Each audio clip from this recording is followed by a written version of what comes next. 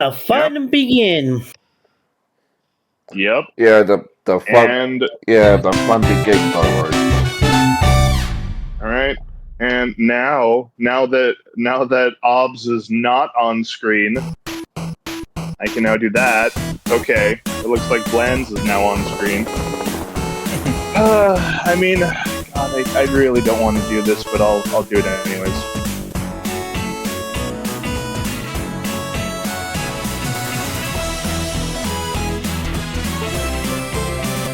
Could somebody else say something?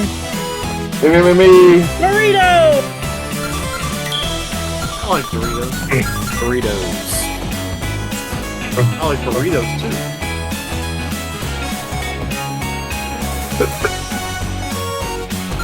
Gushers are bullshit. Interesting. I think there's audio there, but if not, this is just going to be a ghost episode because I don't know. But I'm already too deep in it now, and I just don't want to. I just don't want to triple and double shoot this because this is slow news day. Is what happens when you don't really have anything to talk about, but it is a minorly interesting subject to revisit every now and again. And I would say about 6 to 8 years later, it's probably fine to talk about it because generally nobody cares. Yeah. I mean, we do because we're going to talk about it. But before that, I'm going to do what I was actually going to open up with and give my unbiased thoughts and some biased thoughts on Borderlands 4. It's like a C plus. The major improvement was the writing. We and did it, I boys! won't be able to. All but five treasures mind you, are that mine. this is a launch. Boys? This is a launch analysis. This is not like there's post game stuff that Sorry, is there's Mad post launch but your content that has not nephews come are a out wee and will bit not come out tied for up at the moment. I don't Flint-Heart know a while. Glomgold. You put the big old boys up to Several this. months at minimum Guilty because it as says charged, Q1. Squidgy. I've Okay. been the world's But that being second said, richest duck long enough. My thoughts at But about these 200 treasures odd will soon hours into change the that. game are. Oh, It's tell your goons to release mostly my okay. boys. It's Not till you fork it, over that it last plays treasure. similar to Borderlands 3 in the sense that when you way are I playing it see and it, it doesn't Mac have You're not in pitching much of a issues position or to performance argue. issues, Yeah, it's a different You drive permutation a of like hard Borderlands 3 bargain, gameplay, Glomgold. which Take is a it, good you thing. filthy cheat. What it does have, though, that Flint-Heart is Glomgold, also the true richest of duck in I the think world. all Borderlands How games, does but it feel it's to still be annoying number now, two, is Scroogey? that there's some enemy balancing that's just not a thing. Magic And the dispel. devs didn't think to fix it really in Borderlands 3. I don't really think What that, are you I doing think here, people just got Magica? used to it in Quick, Borderlands 2 somebody because it sound had the the longest alarm. game cycle. Duckworth, Mrs. Bigley, And call the I can't Pentagon. really complain about it in Borderlands Sell me 1 because that was stock the and first bonds. game. So, Not so them's the breaks with that one. Yeah. But that being said, Whack-a-rooney, Uncle Scrooge. Yeah, I so can't move. outside Me of, neither. Now I know how a statue feels. I mean, for the non-spoiler section, if you want an open world or a mostly, well, a 90% what open do you world mean by Borderlands that? game You find that secret hidden feels inside pretty old nice to painting, play yes? when it's Painting of performing Drake Van adequately. Gladstone, also known Yeah, as Borderlands 3. Dracula It's a buy. I would These say treasures it's a are buy part of if you spell could get to it at summon least a 10 to 15% rubbish. off. You will Like see. sale. With More is power better of in that Dracula regard, Duck, almost as under my always, but, command, I will rule the world. $70. It's a bit much for You'd rather surrender because number the other one thing dime, to keep into Scrooge. consideration is Time that Borderlands much 3 plays simpler way to pretty conquer well and world. is Will a lot save better a great deal optimized of now. trouble. Also, But let's the risk game of is accidental EOL, and Dracula also bite. it took them a first dime couple I of ever years made? to get it to Never. where Then they I will had take the precious metadata metals to instead. better You will optimize bring the me game. dime But at quickly launch, enough after that. I don't know if it played. Hey, Dempsey's our I don't know if it played as badly as this Quiet, game played, but they have boys. since they have since launched updates to help with performance issues in Borderlands 4. Anyways, you're gonna say, Wheels? I can answer that. Now I take It leave. didn't play. Bring It number didn't one have this dime to my home itchy and Mount Vesuvius issue in when 24 when hours. it first launched or on little Epic where it nephews first will came become out, and had it. Snackula for Dracula. You guys got it a year later which they added some fixes when it came to. By the time it came to Steam. All right, I had to fair bring enough. my PS4 Sometimes by I that still point. get carried away. Also fair. The other thing I would say, but like of some things that are just QOL things that I don't like, This is no time for bellyache and Glomgold. the I've got mini to maps save those boys. technically non-existent. That she The minimap is non-existent. You gotta trace those Yeah, compass No, in the you radar. get a radar, which is technically a mini map, which is that why I leaves said me it no was technically choice. non-existent. How about a deal? You help me get the boys It's back. not the and mini you map can that keep the from 5 Borderlands treasures. 3. I don't remember if it was in Without Borderlands your 2. It probably dime, was. I'll become the The richest minimap man was in the in. world, and you'll Minimap be was nothing the but a minimap. The shriveled only up game old with minimap was has-been. not in. Was one in. Now That dime's not 1 and worth 4. 10 cents next to the safety of my Yeah, boys. Do we which have an doesn't agreement? necessarily have to be a deal Joshing? breaker for everyone. It's It's a just more of deal. a QOL thing that's know what like, I think, oh, well, McDuck? now I've just. I think you've I got have now soft. played the game long You've enough let that those I am used to pesky not having the rugrats mini become a map anymore, business but liability. it's And just I in wanna general, be like, the richer why, yeah, for it. like they probably can Go, add it. go soak later. your head. There's no That's way. not, they by the can. way, that's not going to be praised if and or when they do put it back in. It's like, oh yeah, why'd you take it out? But I mean, Too much effort. I don't know. Well, I'll get to effort. But I'll Now say remember our deal, between Flinty. the Help two, me I rescue the recommend lads, and the treasure recommend is the radar yours. just because it's You easier to keep tell up where your end, exactly and I'll keep the up enemies mine. are around you because the compass just shows you they exist somewhere near you, so you can't tell if they're behind you, in front of you, or where. no, that's a fair assessment. Because I've gotten into the habit of, well, in my last character run, I got into the habit of using homing grenades. That wasn't necessarily as big of an issue. Although, again, it's like we just said. I'm not going to be like, oh yeah, thanks for putting back in the thing you probably could have just had. You know, would have been great. You just had it in there, but you know, you added it back. So if I could say something about the $70, if it's worth $70, it's also technically not a complete story. well, neither was Final Fantasy VII Remake, but you know, as goes the gaming industry. But that being said, Borderlands 3, say what you want about Borderlands 3 story. At least that's a complete story in game. oh yeah, like, well, it's complete. Well, but see we can get into this at a later time if I want to further this because we're going to get to the main event, you know, eventually. Yeah. But when Borderlands 3 was made, they were still making. The gaming industry was still under the guise of, hey, you know, post-launch content is a fun is a necessary by the way, not a legitimate, you know, marketing strategy. Oh, what 6 years will do. Just wait and see what the first DLC does before you start getting angry at this incompleteness. No, no. See, Wheels. I'm not going. First, fuck that because I'm not gonna. I don't want. So under the same type of logic, Wheels. Imagine that you were watching a TV show, a movie, and you had to fucking watch only part of the movie, and then you had to wait an entire fucking year to get the second half of the movie. Yeah. Isn't Like, that no. something like Deadly Hallows? More money for me money bin. That's something. Yeah, but that wasn't the norm. Yeah. Yeah, what's part-time? What's part-time, Kev? You bringing up an example of it happening before doesn't change the fact that it's a shit idea. Yeah, what's part-time, Kev? What's part-time full game Wheels? There's got to be a way through. I dub your example perfectly within bounds. You are correct. It is a thing that happened, but I would still disagree that it's not something that should happen. It's something that does happen. you know. And areas where that does work is like the It movies, because yes, they split the book into two, but the two stories they told were technically their own stories.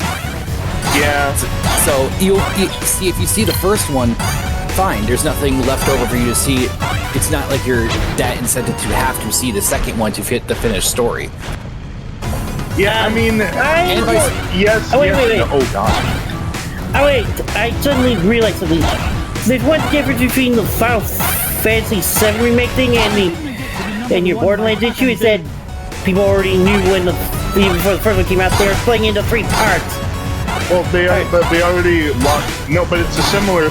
But I'm saying it's similar. I'm not saying it's necessarily a problem. I'm saying that's I was just bringing up because Borderlands 4 also announced that they're going to have post-launch content that's going to be. We didn't know that it was. We didn't know at the time that it was going to be. Hurry up, I'm growing that it was going to be Just like not as old as unique you. story relevant, or at least I didn't. So you know, I only heard about that right to be recently. wrong. But that being said, wait, so you're saying that that's not a deal breaker for getting the game necessarily. It's just kind of a a by the way type of issue. So this is the first time where they decided DLC should continue the story instead of making new stories. And I'm not opposed to that idea, but they should completely tell the story in the main campaign first. I mean, Wheels, if you want to keep it into Borderlands, territory, the pre-sequel was a standalone game technically. Yeah. But if you were to, but if we're brutal about it, it's technically a very, very large paid DLC. I was about to say more. But I was about well, yeah, to say I don't think it was 50 when they released it. So yeah. And if it was 50, no. I was about to say it was something about $60 like most AAA games were at the time. Yeah, no. Well, I mean, technically, I got it for free for games for through Xbox Live, so I didn't really pay for that game at all. I don't even know if I paid for it on PC. Oh no, I technically did pay for it on PC because I bought a Borderlands bundle which included it. So yes, but I mean cents on the dollar.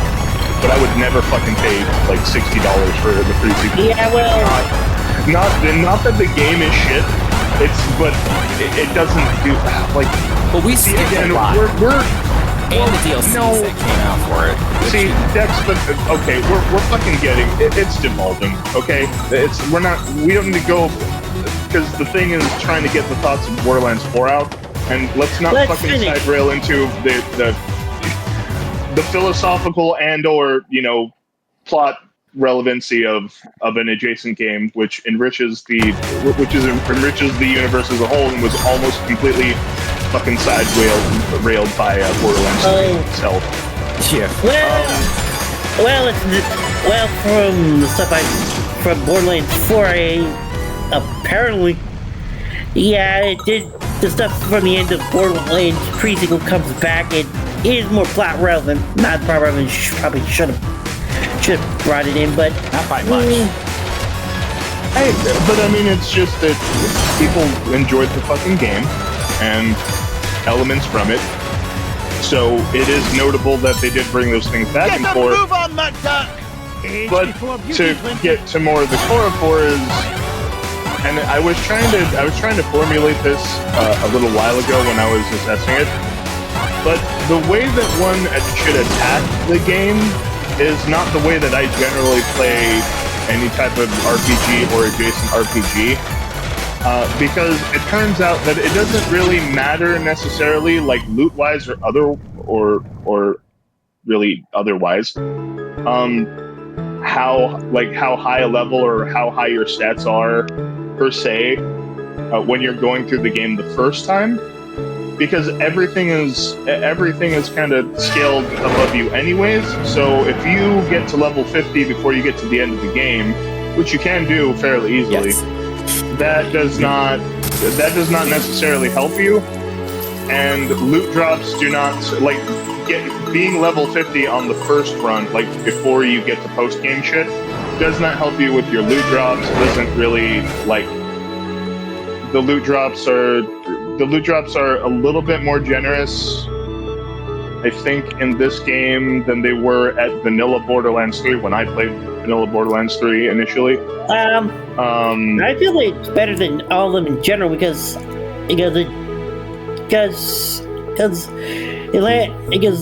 most of them get higher stuff much easier than before. Because I remember the previous ones, the majority of the time you would get uncommon and it was get kind of annoying with so much green shit.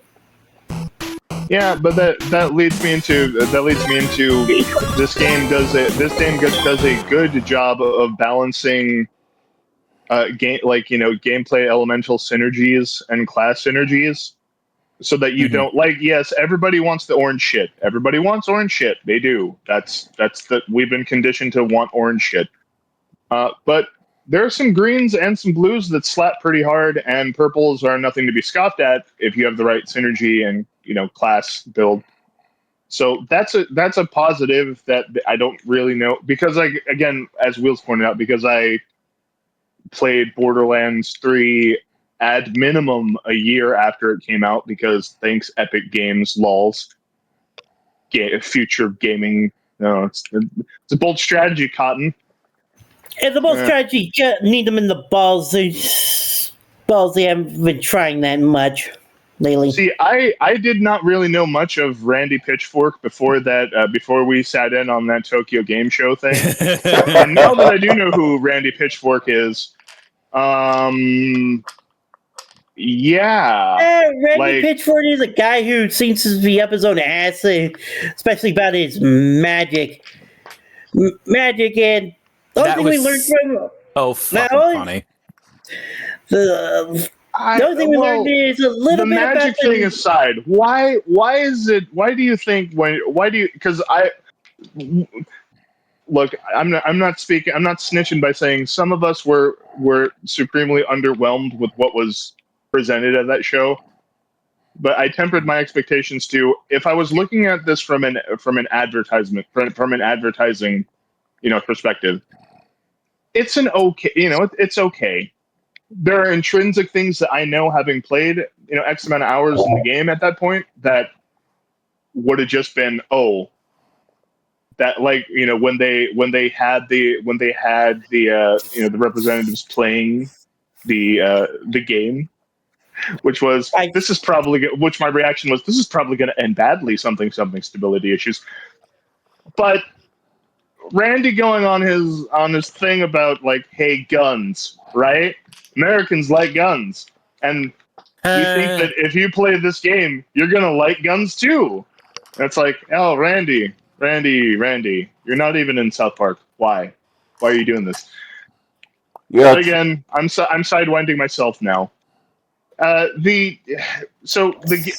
think it's trying to gameplay is kind of a C plus. Man, some of the I don't know if they're going to nerf enemies, or if they're going to somehow rebalance enemies, because Threshers are a pain in the butt for. They've stated that they're reasons. going to buff things before they nerf things. We're first going to get a buffing on our Vault Hunters soon enough. Last week they made it. The upgrades we planned for the 25th was so large we had to split it. Oh wow! And it's too bad game directors couldn't have had any foresight, considering they've made 3.5 games. Yeah. Cool. But yeah. To quickly go over and Wonder. Well, yeah. I guess technically 4 games if you count Wonderlands. But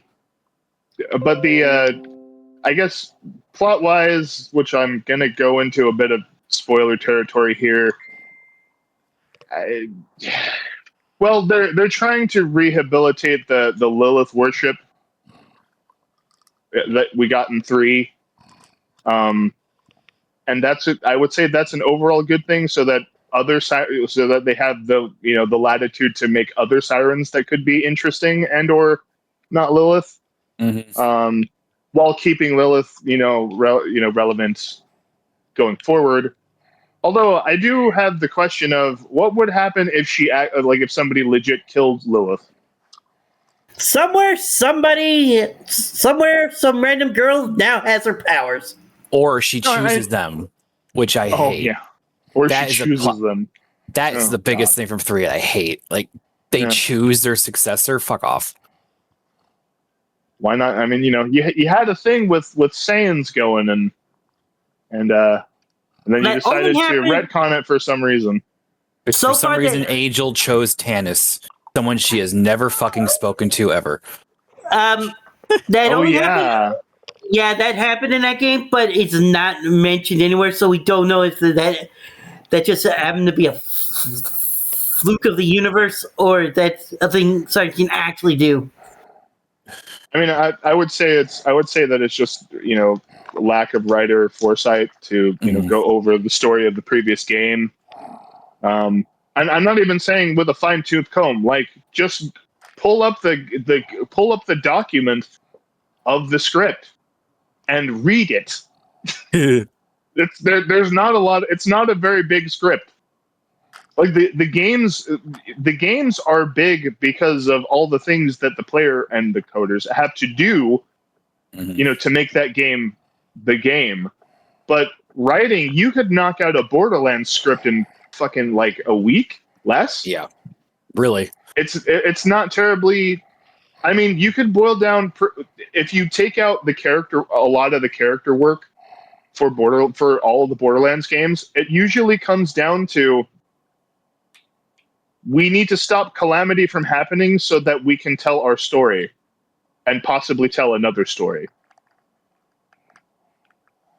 That's what Borderlands is. In the first one, we got to stop the Destroyer or we have to stop, things that are trying to control the Destroyer, and then we kill the Destroyer, and then yay. The first one was we got to kill. The first one, you're hunting the vault for riches, and then that just ends up happening.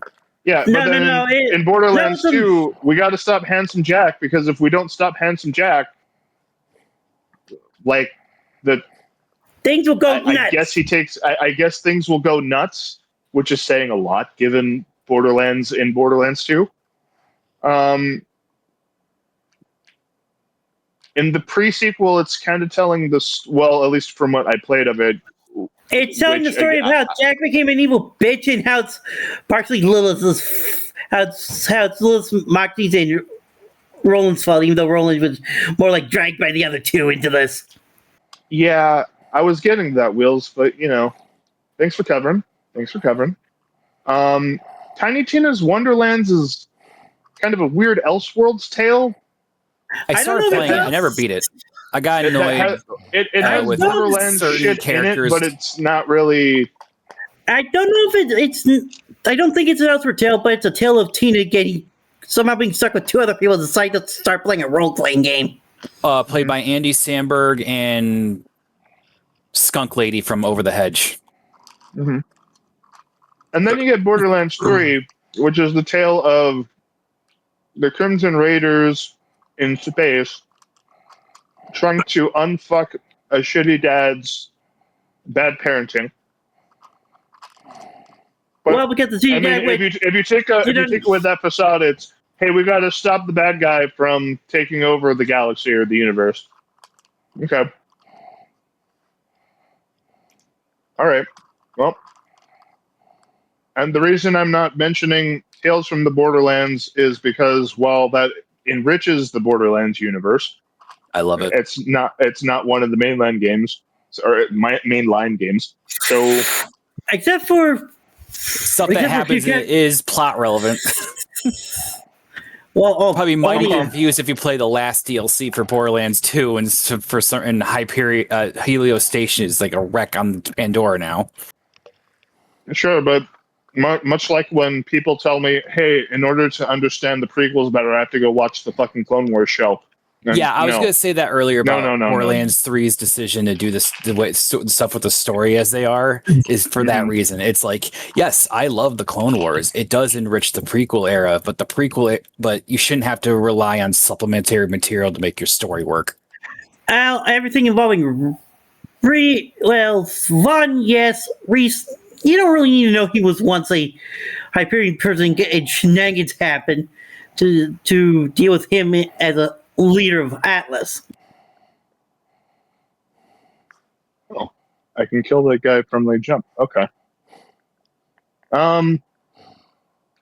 But yeah, I guess to start wrapping up the Borderlands 4 bit, which is, you know, still kind of an incomplete story as of the ending of the game. It it is improved. Like, it is less cringy than Borderlands 3. Mm-hmm. But when that's the overall positive takeaway that you can take from the game, that's not a good sign. As stated before, this is a launch review. As more of the roadmap becomes revealed, then I will adjust as needed. That means, right. So that means when post launch stuff comes out, and I'm available, and it's actually available when for me the to play. major pull. You mean when the major post line stuff? So that means you have to wait till Q1. There'll be some smaller post stuff coming soon, but not enough that would alter, but not ones that will probably alter the story and see where you take it. Well, yeah, but Wheels, that's one of the problems that I generally have with fandom and what it is these days. Which you're not technically wrong. There is going to be post-launch, content that's released. I don't know how much of it, if any of it's going to be plot relevant, but it is going to be released before next year. I would say that being said, it's not really, but that's not really going to change my thoughts unless there's a major performance update, which there might be. I hope so. I was I was just focusing on story and saying you have to wait till the Matt Ellie thing comes out to hear some of your thoughts. Yeah, we'll see as we go. But this is really my thoughts on. Oh damn it! I forgot to read that. Oh well. My general thoughts on the game as a whole. Missions are kind of the standard Borderlands missions that you would get in previous Borderlands game. They tell you, tidbits about the world, and some of them are interesting. Some of them are infuriating for gameplay reasons, and then there's the Flat Earth one, which is just annoying because I sadly had to sit in a conversation with someone that I did not want to really be in because I was out in public and just minding my own business. And they thought that I absolutely needed to hear about the truth of how the Earth is flat. And I did not want to. I did not want to start an altercation out of annoyance because it wasn't a question of whether I could have yeeted that guy off of the bridge that we were both standing on. It was why today of all days, but that's what I was thinking of while I was doing that particular mission. Having played a little snippet of PvE with at least one other person. Hi. Yeah, that would be Dex, who has a lot of other stronger thoughts on things in the game that I don't generally think about because I look at like, for instance, when you get later in the game, there are just certain enemies that and before the previous update that made it so that it wasn't just a thing after you beat the game and then try and start the game again. There are certain enemies that have not only have multiple life bars but have a shield bar. That's an extra bar that you have to kill in order for them to not be invulnerable. But you haven't lived until you've had those corrupted enemies plus an invincibility or an invulnerability orb that you also have to kill. And when it's a Thresher, oh boy, howdy. That fool will stay underground as long as it takes for you to either leave or reset the game, which doesn't necessarily have to be a deal breaker, but the fact that that's one of the ways I had to do it, it's kind of annoying. You know, why? And by the way, it didn't matter that we were both in the game. Like when we were experiencing, like the enemies seem to scale generally the same. It just depends on what type of difficulty one player has versus the other. Oh, So, for instance, if Dex was playing on hard and I was playing on normal, he would usually get better loot. But that, I mean, that's cool, and that's awesome because that means that hypothetically, some like people that are not that into the game or don't care much for the best loot could play like on easy just to get the story, and so like more veteran players can play on a harder difficulty, and it doesn't hinder the other player. That's something that I don't know if they had in Borderlands 2. I know that they did that in Borderlands 3, which I could say at the time was a good gameplay improvement. Now it's kind of just a hey, this is what they do thing, and that's cool. But overall, I would give the game like a 6.5 out of 10 because, which is like a C plus. It's not. It doesn't push the franchise forward. Well, unfortunately this is a launch analysis. So until all of the game is released, I can't say whether it pushed the franchise forward in any meaningful way, because right now it's just Borderlands 3 plus, and that's my end. That I don't know if that's unfortunate. That's just me, saying hey, because it's not that it's a bad game. It's a game that launched that has weird performance issues.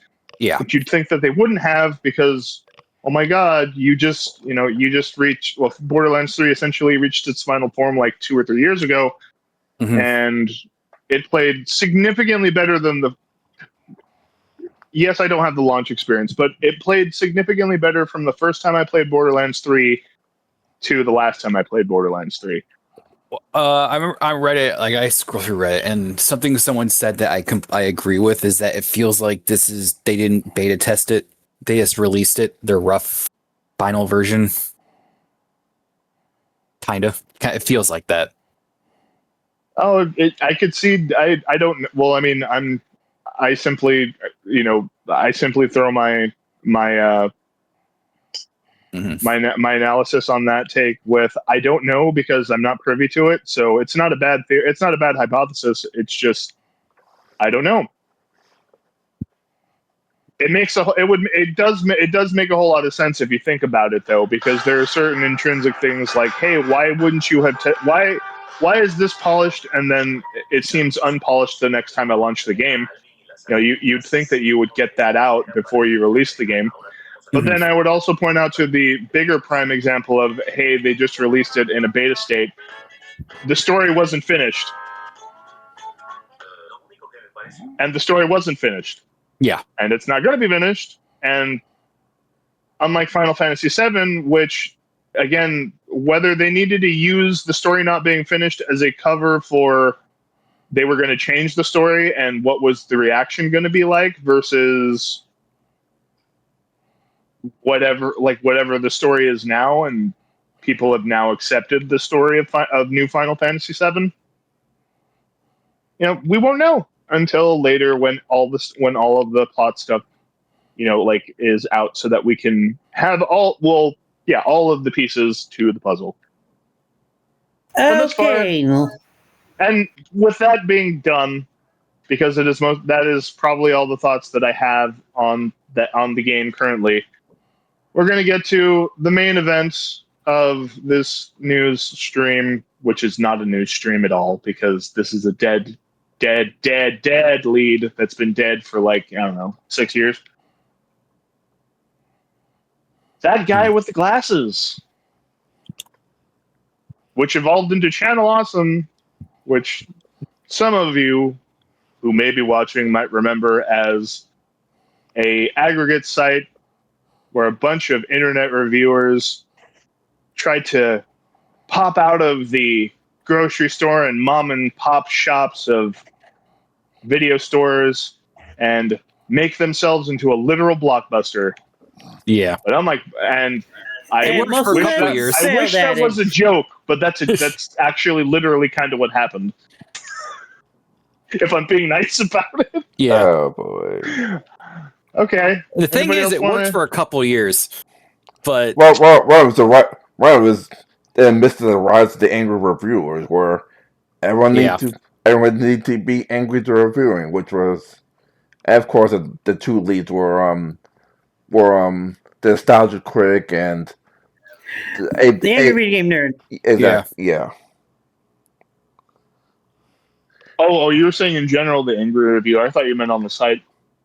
Yeah. Because it's a toss-up after Doug Walker. You'd have to say, is it Angry Joe or is it No, I is it think Linkara? around the three heads of the three arches of Charles, and with of course the Nostalgic Critic, Spoonie, and Akara. Oh yeah, I forgot about Spoonie was also. So Spoonie completed the Trinity until he depending on who you ask, got yeeted from the site or yeeted himself. No, he got yeeted. No, it's clearly yeeted from the site.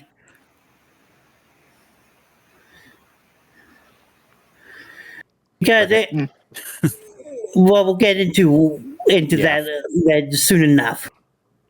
Right. And I think Reese also said that the Rise of John also came with a fall screw attack, which made things much easier. It was the first. It was the first thing to fall. I can't get the metaphor correctly. Domino. Domino. Yes, there we go. Thank you. When Craig and Tom split. Oh yeah, he formed the there Game was Heroes.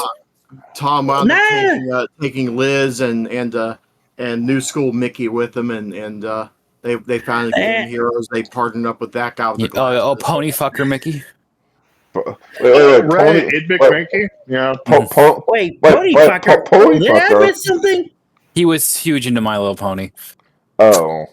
That. Yeah, well, that could be said about a lot of bro. people, Dax. I mean, that's slightly slanderous, but I don't think Mickey gives a shit these days. The bar, just call it.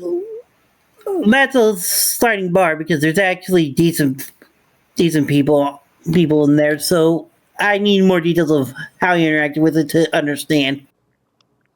That's fair. I mean, that's more of a by the way thing. But yeah, so Channel Awesome, or as some in the former, now deceased Lord Cat community would call it, anal chawsome.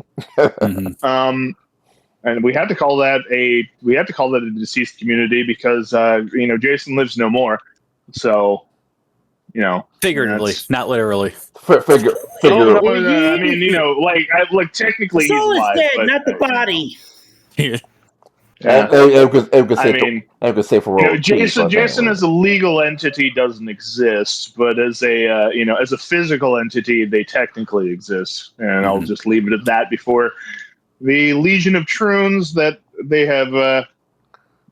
Oh wait, no, I just yeeted myself off of Twitch for using a bad word. Oh, well, the Legion of Skanks that he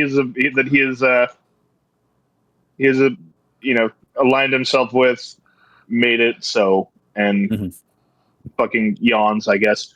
That being said, Channel Awesome died because I'm sidewinding my own goddamn thing again. I say Channel Awesome of old died. Channel Awesome in general. I mean, I guess technically they're still alive, but yeah, not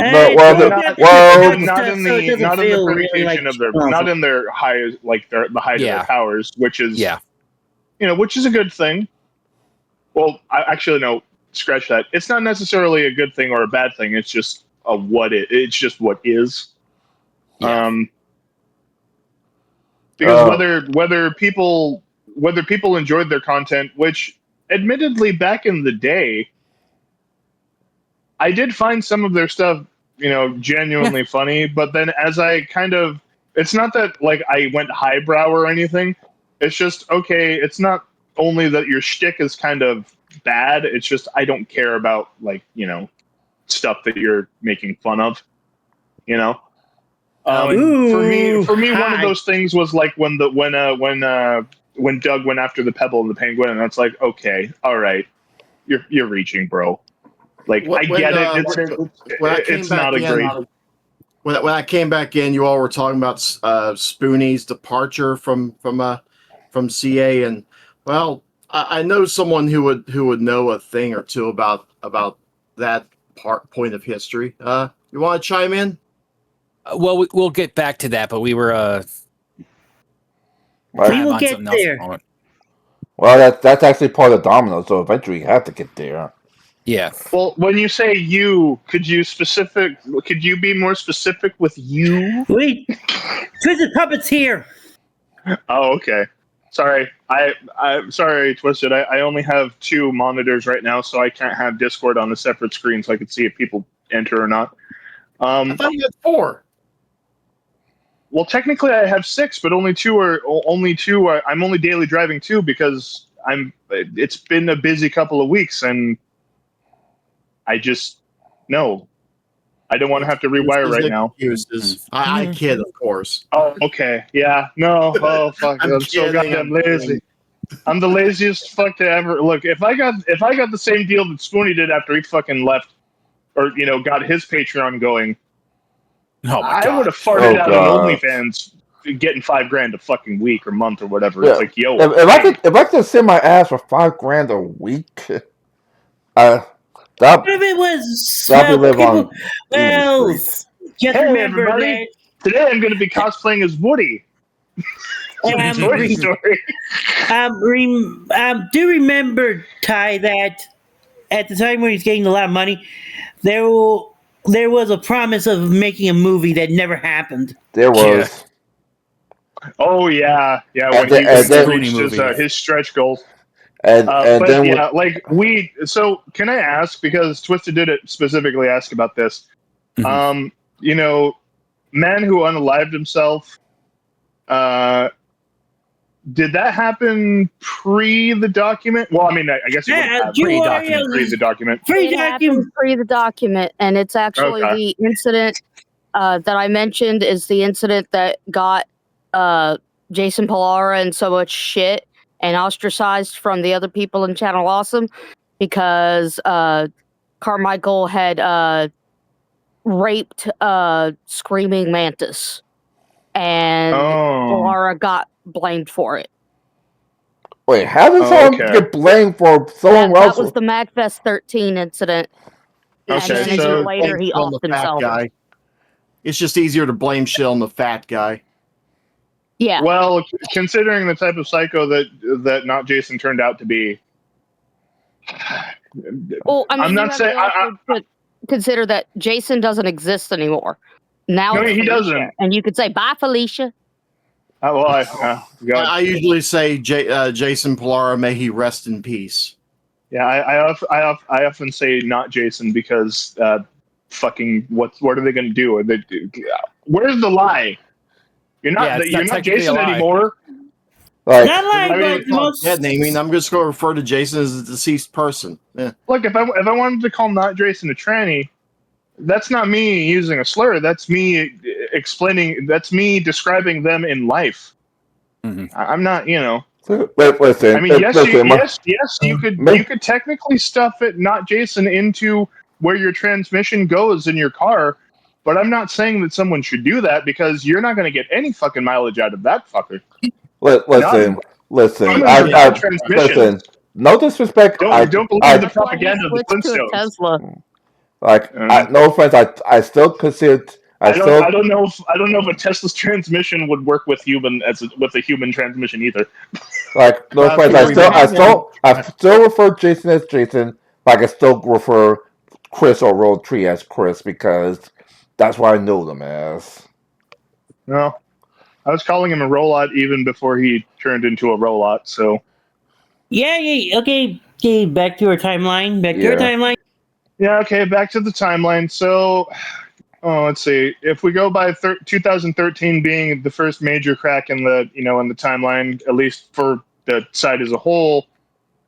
In retrospect, obviously, because we weren't really, more people were not privy to events until much later.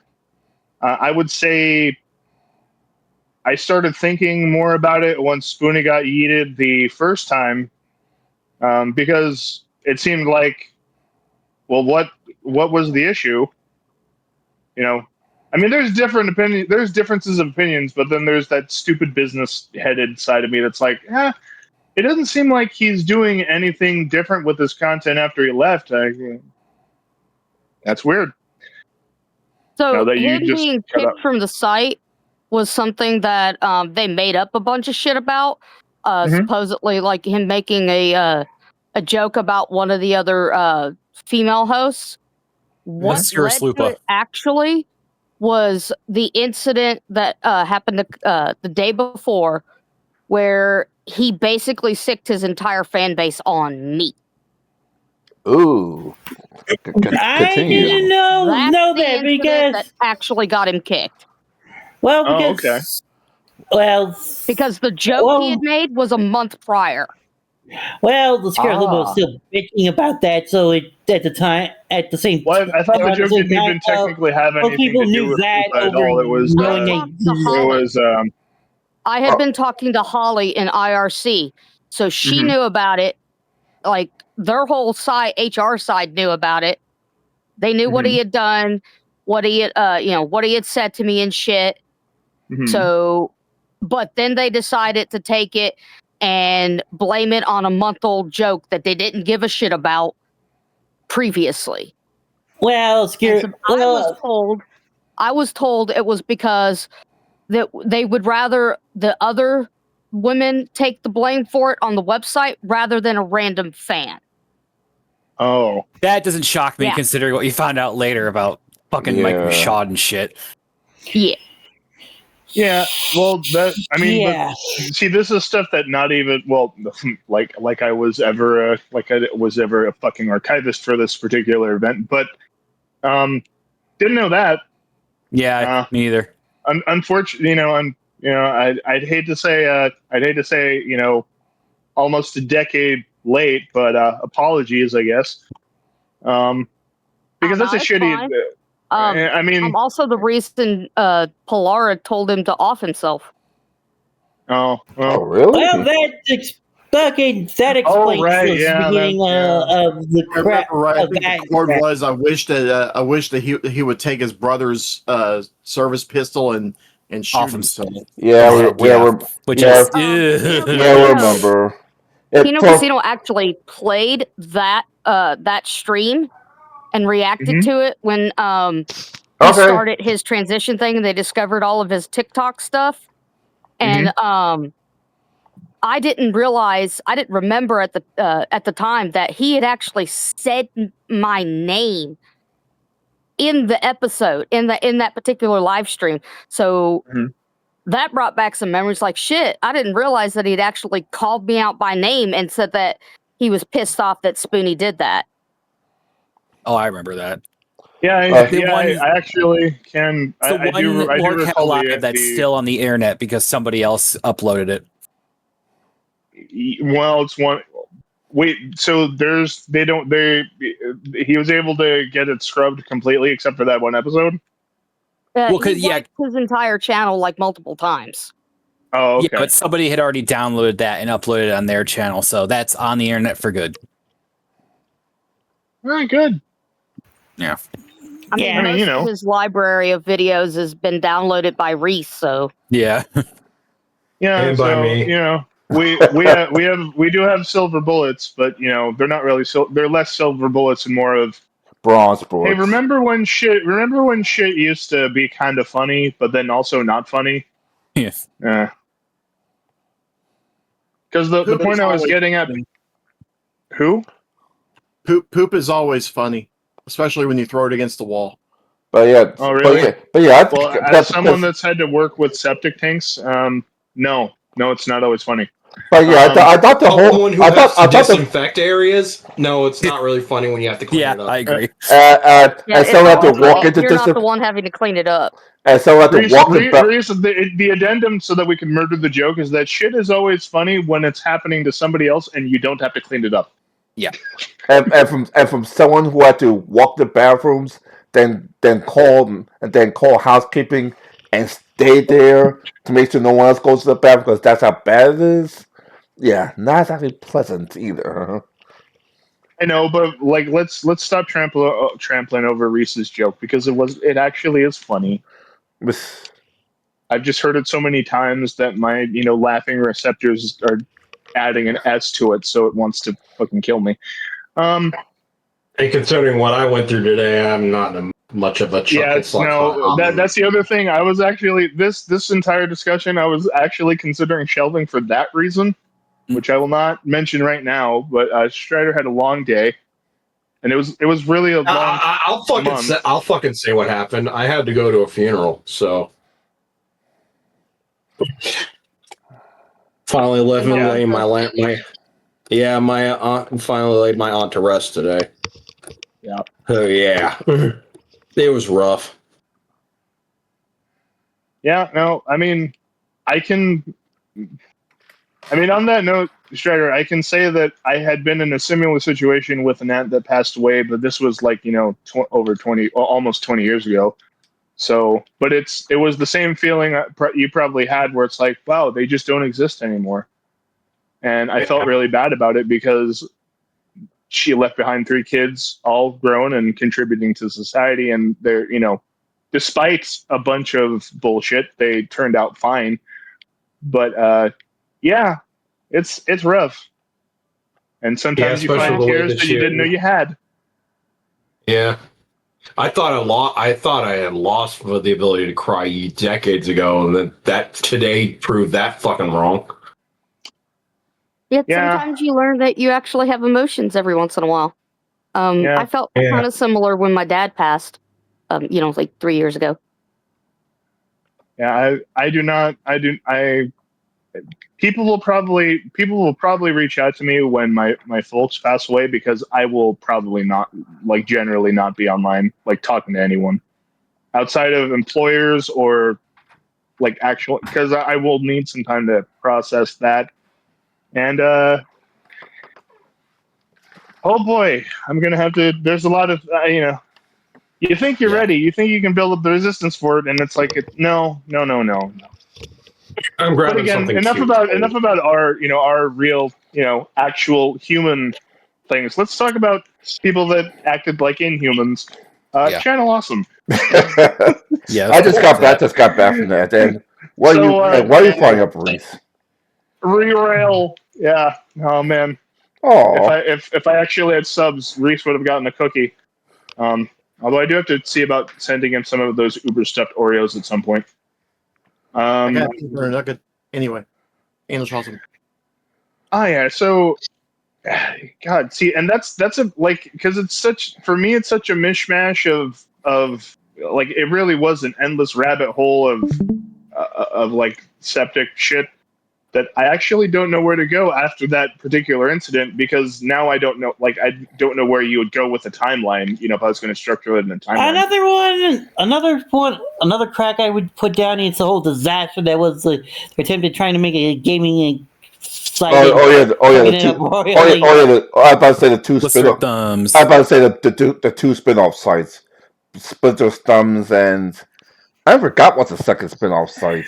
It was going to be Ink Reality for anime and comics and stuff like that. There actually was a second one they attempted, but that one was even short-lived, and Blizzard Thumbs was attempt to do some sort of beer drinking. The beer one. Fiesta. Yeah. Oh yeah. Yes. That one lives even shorter than Blizzard Thumbs. Oh man. John briefly worked for Blistered Thumbs. Briefly. And it got more popular than Blistered Thumbs.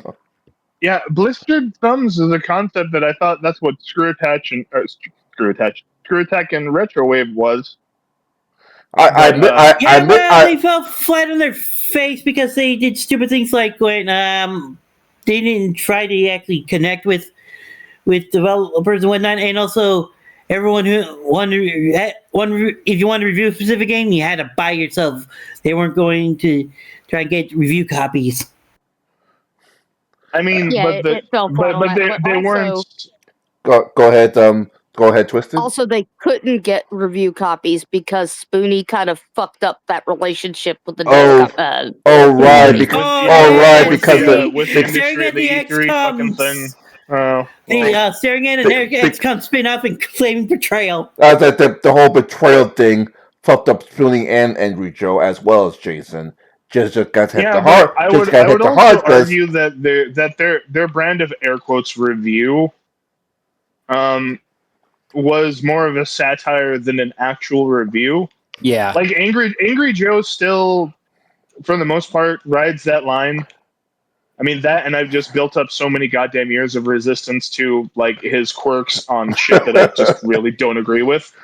I'm talking about with games. I'm not going to delve into Superman and our differences there because holy shit, we do. Yeah, that could be a whole episode already. Yeah, that could be a separate episode because I don't really hate Angry Joe or anything. I just vehemently disagree with some of the things. Like stupid doesn't even matter. Vehemently disagree type of stuff. Like politically, we're way different just in general. Mostly because I'm more laid back with a lot of things, and he still has that. Again, to quote Strider, and which was also my rule for any type of gathering, festival, whatever. Rule number 1: don't be a dick. They just don't seem to understand what the concept of that is. Thank you, Spoonie. Yeah, but anyways, Spoonie, yeah, like that fucking thing. And Reese is typing something. Let me go to his screen real quick. Okay. I told you I had a stupid memory and remembered different things. All right, so Reese actually made a timeline, which is that guy with the glasses. You're missing one of the movies, Reese. Like Lindsay there was a movie between Kick-Assia and To Boldly Flee. That was Suburban Nights. And Kick-Assia happened before Lord Cat left, or at least the filming did. Technically, Lord Cat was in Suburban Nights for yes, he was. ADR. He was Crom. Yeah, Suburban Nights happened right after he left, but they still included him because he had spent most of the year on the website. Yeah. He was supposed to be, they originally wrote him into that too. I think he was supposed to be one of the dwarves from Snow White. Fucking, those movies, like I haven't seen them in probably a decade. I used to have signed copies from Doug Walker. I sold that shit off. Oh my god, that reminds me of that one time I went to FanimeCon and I saw him there, and I actually saw him in real life, and I was like, damn. Me was at the. I did post the picture, but it was right at ASIN right after they filmed Kick-Assia, right when they were releasing it. Yeah, I don't know why it surprised me, but this fucking guy was the guy that wreaked havoc on all those people. This fucking general, not even lesser than local management white guy was fucking. He was the law of that site, and I was like, damn. One of these days we gotta review the anniversary movies, including the first one, where it was just oh god, that guy, the big brawl. That last one is like a fucking mini series. Yeah. That guy's glasses versus Ty, you're asking me to one of these days, not today, or probably not next week, next month, probably next year. But go ahead. I'm just saying though, dude, it's like, hey man. I could soap myself up really nice in the bathroom and consider whether I should go get some razor wire and New Carlton myself or watch that. I can soak myself in the bathroom and leave this earth. You know what? No joke, I'd rather watch Bel Air again than those movies. The abortion of Pop Quiz Hotshot. Oh god. Oh, Pop Quiz. Well, no, but that was way later, right? That was wasn't that after he brought back Nostalgia Critic? Because yes, because real flopped for a few months. for a little while. Trying to do a comedy show about a bunch of idiots, a bunch of fools trying to do Mythbusters, but nobody was interested in watching that. So because Demo Wheel bombed. Because Demo Wheel bombed. Yeah, I know. Demo Wheel bombed hard because nobody wanted to watch a show about idiots trying to make mockbusters. Mm-hmm. All right, so Corey's timeline. Lindsay Ells after that got forms. Lindsay Ells as well as Mars Girl and Got Chicken Goggles. Joins. Lindsay Ells becomes officially. They actually joined through a contest because they were trying to find a female version of the Nostalgia Critic. I just said that, Wheels. Lindsay Ells joins your contest, while her two runners also join, which is That Chick with Goggles and Mars Girl. Lindsay Ells officially becomes a nostalgia chick, and was going to go to a chick flick movies, and I guess Lindsay disagreed and wanted to do her own thing. I don't know. Yeah, evolved into feminist nonsense. Yeah, also, that chick with the goggles didn't stay on there very long. She quit doing videos after a bit. I want to say she was probably only on there for maybe a year. Until she as long as another guy, remember, that was there at the beginning, that was there briefly, was a guy who put himself out there based on the fact he was Jewish. Oh yeah, the Jewish guy. Yeah. But yeah, according to the timeline, Nice joins, Lewis Lovehawk, aka the car joins. Lewis Lockhart got his foot in the door through that strange video thing about the question character question stuff. I forget the name of that one. I just remember Duck Wearing World answering questions very creepily.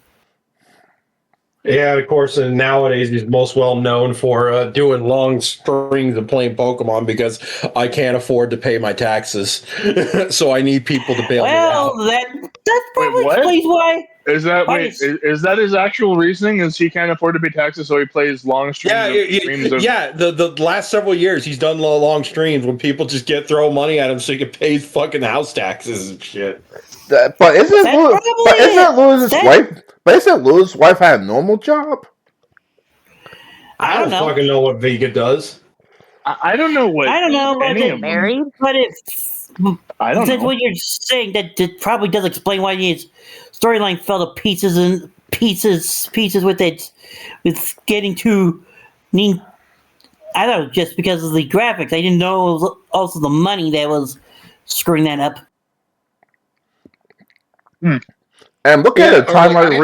I got the videos saved. And the last time he did it, he was just doing this Pokemon thing where it's fusions or some shit. Okay.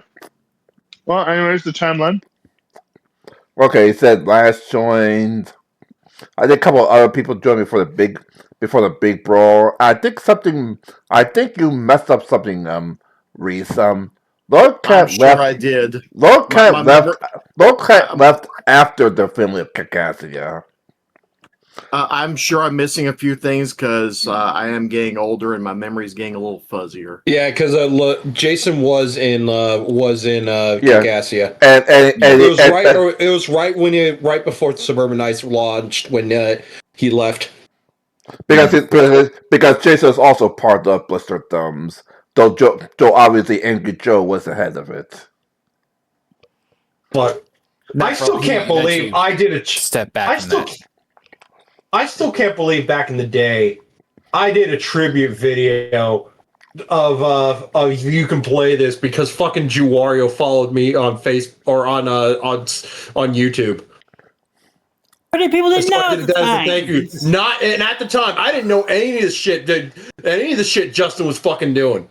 I'm not blaming. I'm going to say, 99% of the people didn't know, so it's not your fault that you made a tribute for somebody that evil. Freaking out when he ends up offing himself, and I'm like, and and everyone does the help for out, but then you find out what he actually did, and like, oh wow, yeah, oh man, Yeah, wow, I was completely in the dark on that. Like that was like, the that was the same. Now looking back on it now, yeah, no, fuck you. Yeah, that was the safest way. I think. A horrible person. All of the Channel Awesome people were not in the dark. I know. I know. I'm about to say. Holly Brown definitely knew. I was going to say. Knew. I'm about to say his wife and John. That's why I said 99% of the people. I didn't say 100. I wasn't referring when I say the people didn't know. I wasn't referring to Anal Chawsum. I knew they knew. Now I was about to say that. Hush, hush. I was about to say that only at the time only his wife and the upper manager of Channel Awesome knew, but none of it. But the rank and file workers, including Jason, Spoonie, Lakara, Brad Jones, and Guru, like everyone else, they didn't know.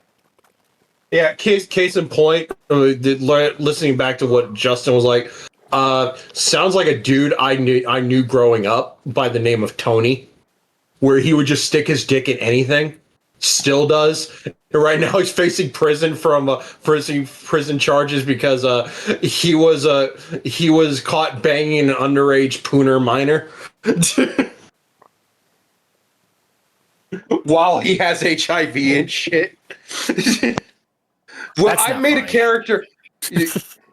Well, considering who it was, this is the same guy that got kicked out of our church because he was caught banging his pregnant girlfriend in the bathroom at the auditorium. Oh God, I should probably note that if I'm not completely eated off of Twitch for this episode, I'm probably going to be eated off for other things. Right? It's not. We've already mentioned the Wario Jew, so it's over. Yeah. I've saved this, although the first half's going to be a little bit destroyed because I didn't realize how loud DuckTales Remastered is. So I turned off the game and I'm just freaking on Reese's timing right now. So at least the John Awesome part is recording safely.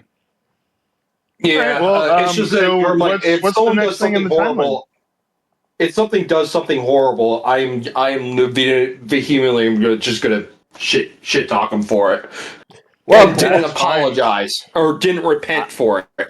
Well, I'm not saying you should. I'm just saying in general, it's not my fault that shitty people are shitty people, and you have a valid opinion on shitty people.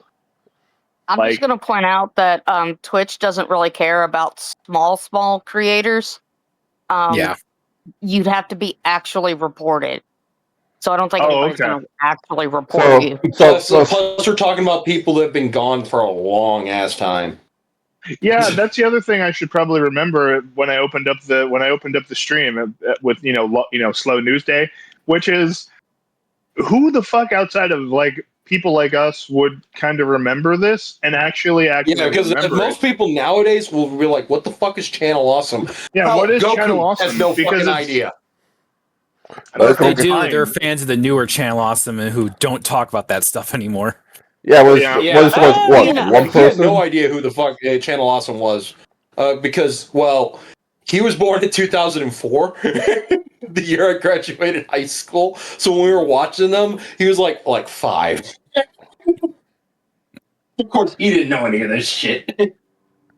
Well, let's go get one. That's fair. Anyways, so the next timeline beat is what? According to Reese, after he wins Block of the Week, the brawl special where we just basically wrap up the feud between the Studrig and the Angry Nerd, and then dragged everybody who was on Channel Awesome. And Screw Attack. Lots of the time into it. And Screw Attack. Oh right. Remember, that's the start of their downfall. Side note, why the hell does it take so long for Windows 10 to locate any file on a hard drive? Because it's not going to be supported anymore in a couple of weeks, and they want to encourage us to get Windows 11. Fortunately, I'm too poor. Hard drives are slower than hard drives are slow. But I digress. All Yeah, right, plus, so I've already done the transition to Windows 11, and there's a bunch of stuff that I'm like, why? Why won't you? Why do you do it this way? It makes no fucking sense. You're making it not usable. all right, You can still do stuff the old way on Windows 11. I'm actually It took a while to for set like everything 3 up. years. For that. Yeah. so It took a everyone, while for the transition and shit. Plus, no, you want to know what pissed me off was it wouldn't let me install my own applications and programs. You had to disable SV mode for that because if it's not on the Microsoft Store, the Windows outright blocks it.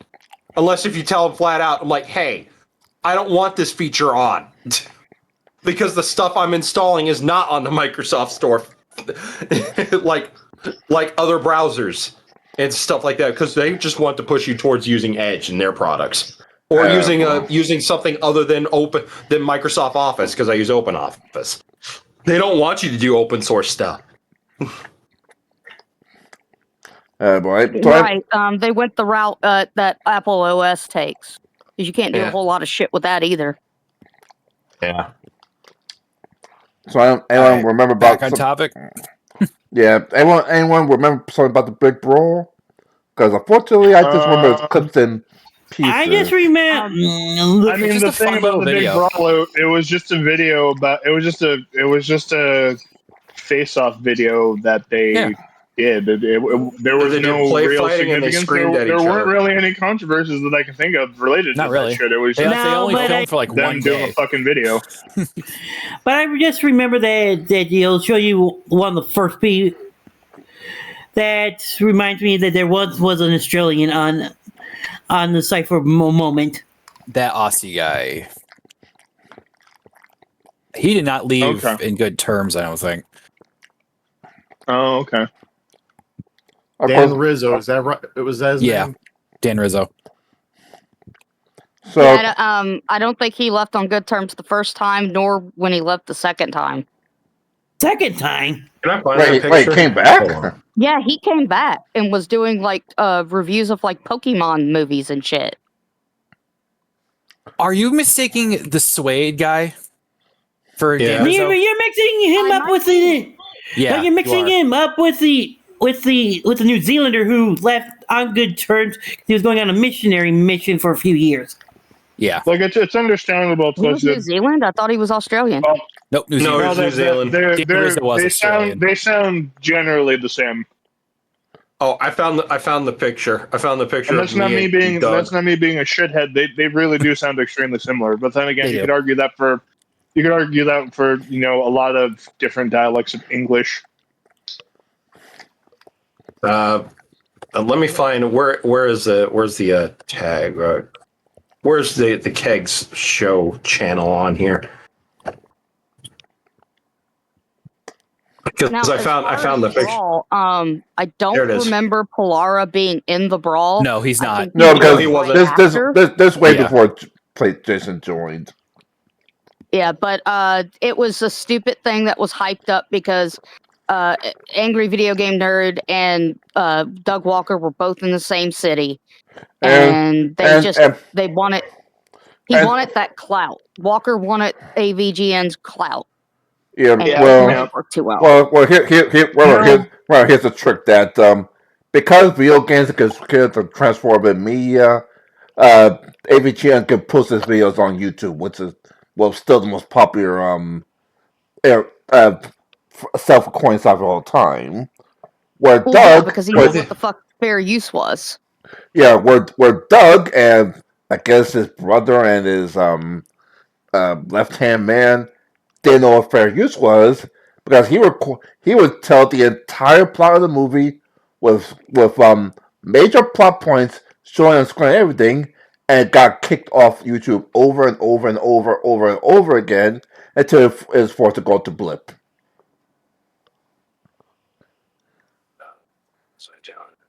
Yeah, it was it was kind of interesting once I looked up what fair use actually was at the time he made that video about fair use.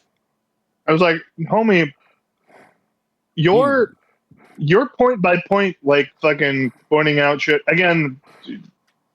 We just went over it, so I don't want to regurgitate it too much. But it's fucking funny because he would basically do a point by point, like skeleton, like literal review of each point in a movie, and then say it was shitty while he was saying it was shitty the entire time.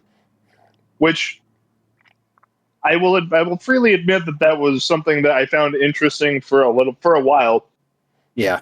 But then later when he came, it was really after he came back, or maybe it was before he left. But whenever he did that the Pebble and the Penguin review, I was like, okay, that's before he left. Before he ended Nostalgia Critic. I remember that one. Yeah, I was like, because when he did that one, it was part of it was that was a movie that I grew up on. Yeah, and then which I'm not saying it's like, oh, it's a sacred calf. It's like, no, it's not. But there are several movies you do like that for me, like Casper. Yeah, it's like but it was the first time it was one of the first times, probably the first time that I was looking at it like, oh, I guess everybody is looking at, because like AVGN never really went over a game that I ever played growing up that I could say, hey, it's not that bad, because usually the games were objectively bad, and people that like those games, they're a particular. Yeah, there's no way defending Dr. Jekyll and Mr. Hyde.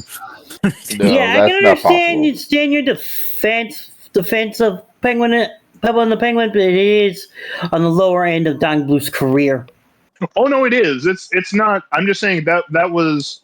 I mean, fucking look. I will always say that Fievel Goes West is a better fucking movie than An American Tail. I will always say that. Is it? Technically, no, it's not. But that's the one that I watched the most. That's the one. It takes place kind of where, like, historically, kind of where I'm from, which is the Mountain West. I also was introduced to Westerns, like, by my grandparents and everything, so I was predisposed to like that movie in particular. But Don Bluth has way better movies than Pebble and the Penguin. It's just, I don't know. Like, it was a weird thing. Like, did he ever do D2, D2? Briefly. I don't. He did a big video that was about sports movies, of nostalgic sports movies, and he went over the Mighty Ducks. Oh. But all he briefly touched upon it was like, well, you already had a movie where, they got good. How do you do a sequel to that? Oh, did you guys train over the summer? Oh, we forgot. And that's their plot. That's what I remember. I haven't seen that video in forever. Yeah, I didn't know that he did a movie on a movie. I didn't know he did a video on well, technically it's a movie. It's a shitty movie, but that could be said for all of his content. The Mighty Ducks 2 was just a cash-in product where they supposedly went to LA for some kind of hockey thing. Yeah. Yeah, they did a world. It was a world. It was basically just a knockoff World Cup or World Championship. I thought it was a World Championship movie or Olympic movie. Yeah, but then it erroneously didn't have Canada in it, and I'll be honest, when I was a kid, I didn't even think about that. Now it's because, like, huh? But yeah, it's like, oh, Canada's not in the movie, but that's where, like, although to be fair, Canada had not won, we did not know yet that Canada would not win another championship basically going forward from that movie. Don't tell Canada. So. But as far as Nostalgia Critic's review style, it was literally just a synopsis. And that was a problem with a lot of the creators on the website, including Louis Lovug. Yeah, he basically just basically plot summaries like each comic he read. It wasn't even a plot summary. It was literally a synopsis. Like, you go through it, it's like a Cliff Notes. You could just watch that video and not watch the actual movie, and that was the problem that the rights holders had. Yeah. Mm-hmm. And apparently they got over it, or at least the majority did. They didn't. Nostalgia Critic and them had to fucking learn what fair use actually is. And then eventually they had to change the style, which isn't the style that's created today, Yeah. but that's way ahead of the topics. Timeline. All right, so obviously Brad joins, Jason joins, a bunch of other people join. Was it the point that Rap Credit joined for like 10 minutes before he left? No, he lasted longer, but it's like a whole bunch that came and went sort of situation. Like Not gonna lie, some bro. people I doing knew anime, the Rap Critic was on or the site for like 2 The fourth months. Dark Group was there for a brief moment. And apparently there are so many reviewers, Ooh. and eventually get point to where there's so many reviewers that have split the site to 3 sites. What's called the Main Child Awesome site, which was just reviews only, so like reviews of media only, so like I was in the critic, the car for like comic books, spooning for movies and other stuff. And you have Blister Thumbs, led by Angry Joe. You had Lord Tafford. They didn't actually split that.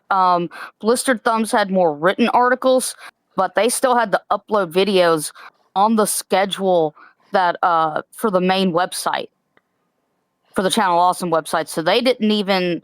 It wasn't even just a separate website. It was literally just, where they could dump like written articles. So that's where they had stuff like that.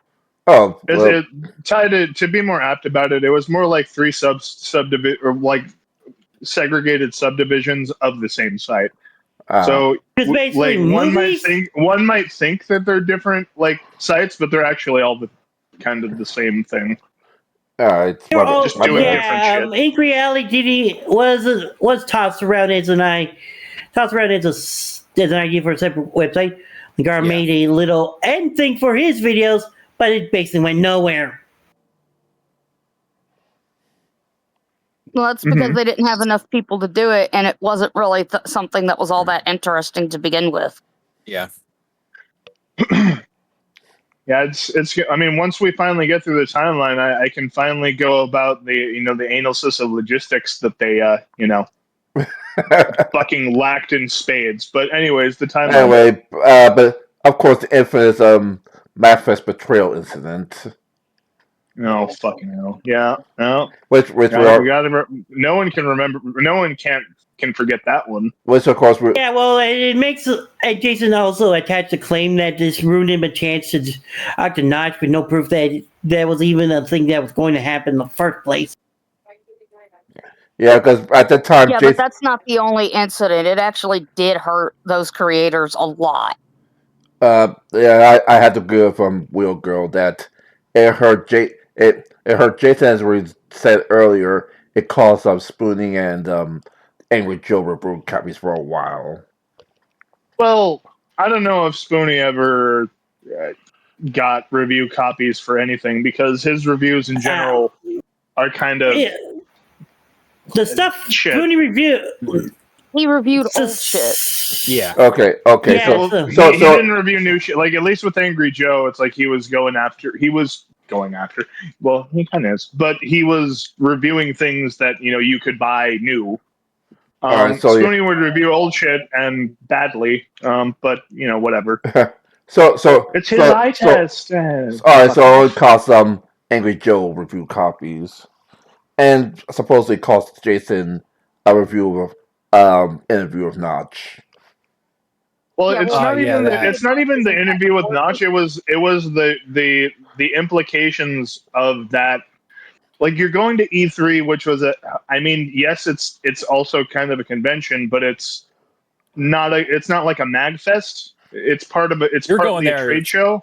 Yeah, for serious. You can't fuck like you can't fuck really around. get away with convention type shit because that was some convention type shit that Spoony was doing. And most of I would say of the time, because there were 2009 to 2011 is a particular time in conventions that I can remember because more specifically at like FanimeCon, 2009 was a more open experience, if you will, if that makes sense, where like things were not as crisis lockdown like with that one, but because the code of conduct did not have to be explicitly written out and rewritten out. Like when you picked up your badge and everything. But the very next year, because people did not understand how to fucking conduct themselves as, humans, that rule book and the way that people would view those conventions, they'd be like, oh, and mind you, this isn't even like an adjacent trade show. This was a fucking like fan con for anime. But they cracked down on that shit really hard the very next year. And also, just generally, if you're trying to run some type of trade show and you have some jackoff that's fucking screaming betrayal about a game, about a spin-off of XCOM that took years to come out, and they decided to drop the old XCOM part. It's like, dude, and it does go towards, I will be very brief with this, but it does kind of go back to fucking fan entitlement with this shit, and it's like, get the fuck out of here. Like, but you could argue that with most things, but it's like that was a prime example of, hey, stop fucking around, and then they got to the, like, unfortunately Jason had to also pay for it's similar to what find out. It's similar to what happened with the there's a notorious recent incident called the I forgot what Chuck Munger was talking about. But I know it's a house show, and Shawn Michaels, Diesel, Razor Ramon, and Triple H hugged it out. And the curtain call. Thank you. Yeah. And since Razor and Diesel are leaving, they can't punish them. And since Shawn Michaels was a champion, they can't punish him. So guess who's left to punish? Paul. Exactly. Yeah, but see, the difference was they were all professionals working with essentially the czar of wrestling. I understand. It's an adjacent example, so I'm not saying it's totally different. But here's a trick. At the time, people thought when they got invited to the show, they thought, okay, they're goofballs in the camera, but they're professionals behind the scenes. Got it. Little did they know. Yeah. But I mean, to get back to the thing, it's like, fucking. We had the E3 incident, so what's next on the according to Riz's timeline, Kick-Assia, which the first true anniversary film. Yep. Yes. Kick-Assia, the fucking movie about a guy that lives in a desert that claimed he was a micronation. Or maybe he is a micronation. I don't know if he's officially a micronation, but that really he's not a micronation. It's a he claims to be he claims to be a micronation, but he's not recognized by any other nation on the planet, so I'm going to go with no, he's not a micronation. And years later, he came out and told what all that stuff was. He just made the claim because he liked the attention. And every show in the Kick-Assia movie complete with Dark Bowser as M. Bison. I forgot. Yeah, I mean, I feel so bad for Raul Julia. I feel so bad. Why is last movie? Why is last movie kicked? Not the first time. Why is last movie kicked ass? They did for his kids, so I don't feel sorry. No, for I'm him. saying I feel sorry because he played M. Bison for a good reason. Doug did it because he's a shithead hack that wanted to fucking make fun of Street Fighter. I'm not saying that it was a great movie. I'm saying that the fucking bit was shitty, and it always was shitty. By the way, I think I remember hearing that during the shooting of Kick-Assia, someone dared cactus a fucking cactus. Yeah, he told that story about how someone paid him a fucking cactus. Yeah. Look, when not Jason said many times that he was a retard. That was not him joking. That was that was like he literally had brain damage. Sorry. So it said Reese, the rebranded Char Awesome? What was that about? They rebranded it from that guy with the glasses to Channel Awesome. Probably. Oh, that's that right. was after To Boldly Flee, though. Oh, or they did the dumbass thing where they just told everyone, yeah, we're just shutting down the that guy with the website for that guy with the glasses. Actually the name the name change was much earlier. Then after Boldly, they decided to do a website with the Channel Awesome name. Oh. Right. That was a really bright idea. Hey, let's just nuke everything. We're just going to redirect it to the news site. I'm like, but there's nothing there. And they can't find anything there because they made it so poorly. Everything that was sorted beforehand was relatively easy to find, and then all this history, it's just going to go on, we're just going to nuke it in 2 weeks. Despite the fact that a transition period for something like that takes years. Well, something like that, what they wanted was a rebrand. Instead of just changing the assets on the website itself, somebody went out and got a WordPress template and then didn't pay for it and then attempted to use it and used it poorly. So that's what the issue was. And then they had to go back to using the original website. I remember Jason and crew talking about this for several episodes of Lorecad Live. The drop shadow that he couldn't get rid of. Yeah, the fucking drop. Actually, I remember hearing from somewhere that their first idea was trying to get the people who made the White House website to do it, but it was way too expensive. Oh right, I remember that. When did fucking Lampgate happen? Government contractors. Maybe they got somebody who said that he was the White House guy. It's possible. Also, when did Lampgate happen? Literally a fucking WordPress template. Mm-hmm. What that's what they ended up with, but their initial intent was trying to get that level of professionalism. What you say, Super? They also weren't willing to pay for it, so you get what you pay for, and they ended up using a free fucking template that you can't actually use. Yeah, I was asking when did Lampgate happen? Lampgate? I remember. Lampgate was after Not Jason left the site, so sometime during 2013 or 2014. Lampgate was part of the website thing where things kind of where I think during the chaos Lampgate was Lampgate was something that started in the middle of the Gamergate stuff.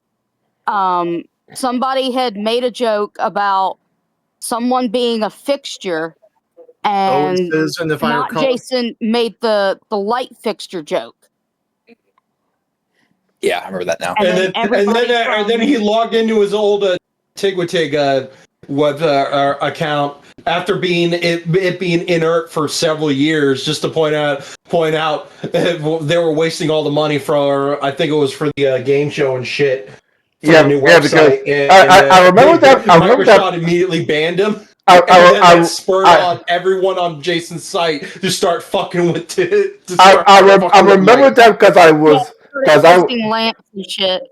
I remember that because I just came from work, and that guy with the glasses, John Awesome launched very poorly, may I add, because they couldn't do anything with it, and Jason put his username and password, and despite being kicked out of the website, he's still logged in.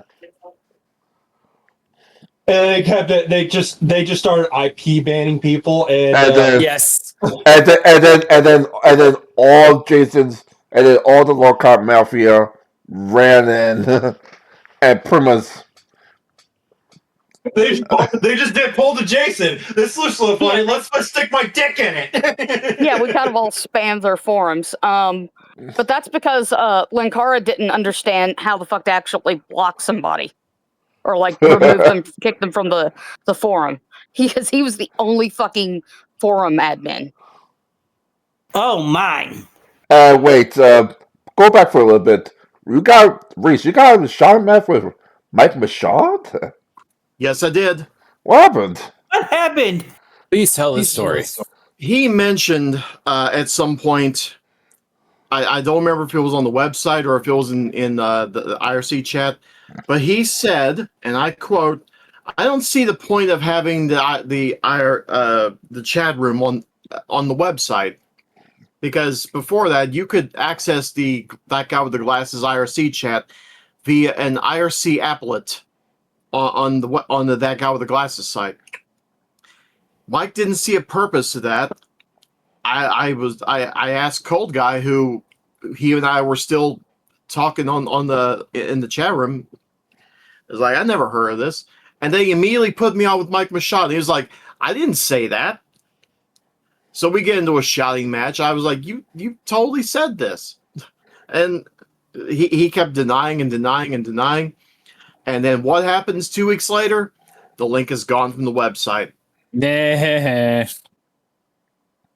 Damn. Yeah, a common thing you find out, a lot of like the big mismanagement of Channel Austin comes to the fact that Mike Machado is a shitty CEO and a shitty person. Yeah, I think even well, obviously Doug couldn't say this outright during his interview with Double Toasted, but it's like, yeah, we got too big for us. And I wouldn't be surprised if I still have a contact on it. I wouldn't be surprised if I still have Mike Machado as a contact on Xbox Live. It's probably where. I wonder if he's still there most of the time. I wonder. Yeah, Mike Machado. See you guys later. Yep. All right, Twisted, thanks for stopping by. Have a good nogs. Yeah, Mike Machado is shitty, but everyone else is shitty too. So it all is one ball of crap. Yeah, it's a fucking septic tank, guys. Don't make it. You don't gotta overcomplicate it. Anyways, timeline. Yes. All right, so I see we covered the timeline, but that's where Jason gets tired and left. Mm-hmm. Well, of course, we were over several times already of why he left. Mm-hmm. So I guess we skip to the Suburban Knights, which is pretty much critical role, except far from entertaining. Critical role, but shit. Yeah, exactly. No, we get it, bro. Yeah, and an excuse to basically write out Bargo out of anything on the website. Oh, because kill off his character. Because that's where he left as well.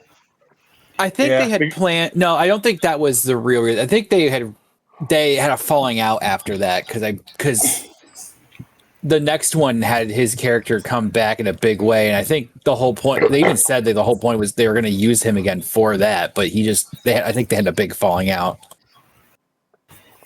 Well, he still had a role in it. Yeah.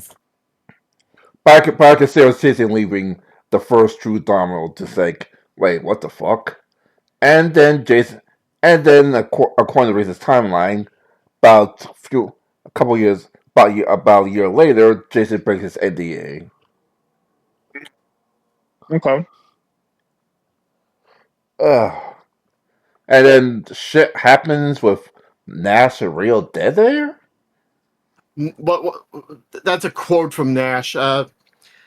He put standing rules in for that particular night that if anybody brings up the falling out, that they would be banned from the chat room on the spot. Oh, that's right. Okay. So for viewers at home, for viewers that have no idea what's going on, Nash and Lord Cat did do a show together, and a tech show. A tech multiple show. Ones. There's Tuesday Tech Talk and how to do it. Yeah. And when Jason broke his NDA, not only Last decided to split off, so is Jason's D&D group, and most of his so-called friends from Channel Awesome. I thought a lot of them like stopped talking to him after he told Spoonie to kill himself. They did. Apparently, also Jason was mad that Nash was uploading their shows up to onto the Channel Awesome website. Oh, okay. He found that out too, and he was losing his shit. I'm like, I own that tech. And I'm like, I allowed Nash to upload it to his Blip channel, but I didn't say he could post it there. According to him, but knowing how iffy he is now, who knows what he promised back in the day. He just retroactively changed it. Unfortunately, nowadays we can tell that we don't know what. No one's going to know what. I always said that's three sides: your side, my side, the truth. And right now, the truth is, laying a little blurry between all these people. So of course, in 2020, the globally free, aka the quote unquote retirement of the Nostalgic Critic. Yeah, fucking ego trip. The supposedly also reminds me that they did had for a time had the son of called Mockery on the channel, and it was also one of the other people that became trans. Yeah. Who? Colin Mockery. No, who's that? Luke Mockery, Colin Mockery's kid. He was on the Channel Awesome. Colin Mockery, you might know from Whose Line Is It Anyway? Oh, the fucking bald guy? Yeah, his son was a member of Channel Awesome for a while. He was film conscious or something. Oh, that I didn't know. I can definitely say that Mike Machado is no longer a friend of mine on Xbox Live. Yeah, wonder why. Okay. Okie. Oh, I would have totally asked you to message him if he was. Well, can I just make this? Can I just make this follow up then, Reese? If I may. What? Fuck him. All right. Cool. Yeah. Anyways, moving on. Yeah. Well, I was holding my hand up to my ear, going, "I'm listening." Sorry, I was trying to use brain cells, but also I died anyways. It's timeline. So like I said, that was the quote unquote retirement of the Nostalgic Critic, and the rise of a new show called Demo Reel. Demo Real. Which I never watched. A comedy sitcom about some dumbasses trying to make mockumentary mockbusters. Yeah. Nobody liked it. They were sweeting movies. A little bit of a note: when he introduced Demo Reel, he actually took off the Nostalgia Critic cap and put on a Yahtzee hat. Yeah, he wore a fedora during that the game show. Yahtzee? Like the zero punctuation Yahtzee. Oh. Yeah, he wore a fedora. Same kind of hat. But now, yes, to be fair, his Demo Reel crew is still working today. But only Malcolm. What? Malcolm. Rachel left like a year after Demo Reel ended and Nostalgic Critic started again, and I think Tamara, the girl who replaced her, also left recently. Oh, okay, because I saw. Now, when you say recently, like, are we talking like a couple months ago? Wow, that really is recent. Oh, yeah, because I remember. I haven't saw the Nostalgic Critic in a while, but I remember Tamara was still around, so I guess. Oh, wow. Yeah, so Malcolm is the only one from that original Demo Reel days that's still around. Okay. Were they local, you think? That's why they Chicago, hung out? yeah. Oh, okay. Chicago land area. Yeah. No. You know, and that's just as a quick addendum, really quick. Sorry, Tide, for the interruption. I do plan on some point when I'm out in the Midwest to maybe go see Strider, even though I know that's fucking like an 8-hour drive from where I'm actually going to be.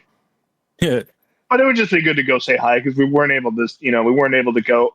Had I had an extra 2 or 3 days, we would have driven out to fucking Indiana because that would have been fun. We could have, and then puffed our asses all the way down to New Jersey. But instead of driving down near, upstate New York, we would have driven through Ohio and then back up through. I'm just saying like it.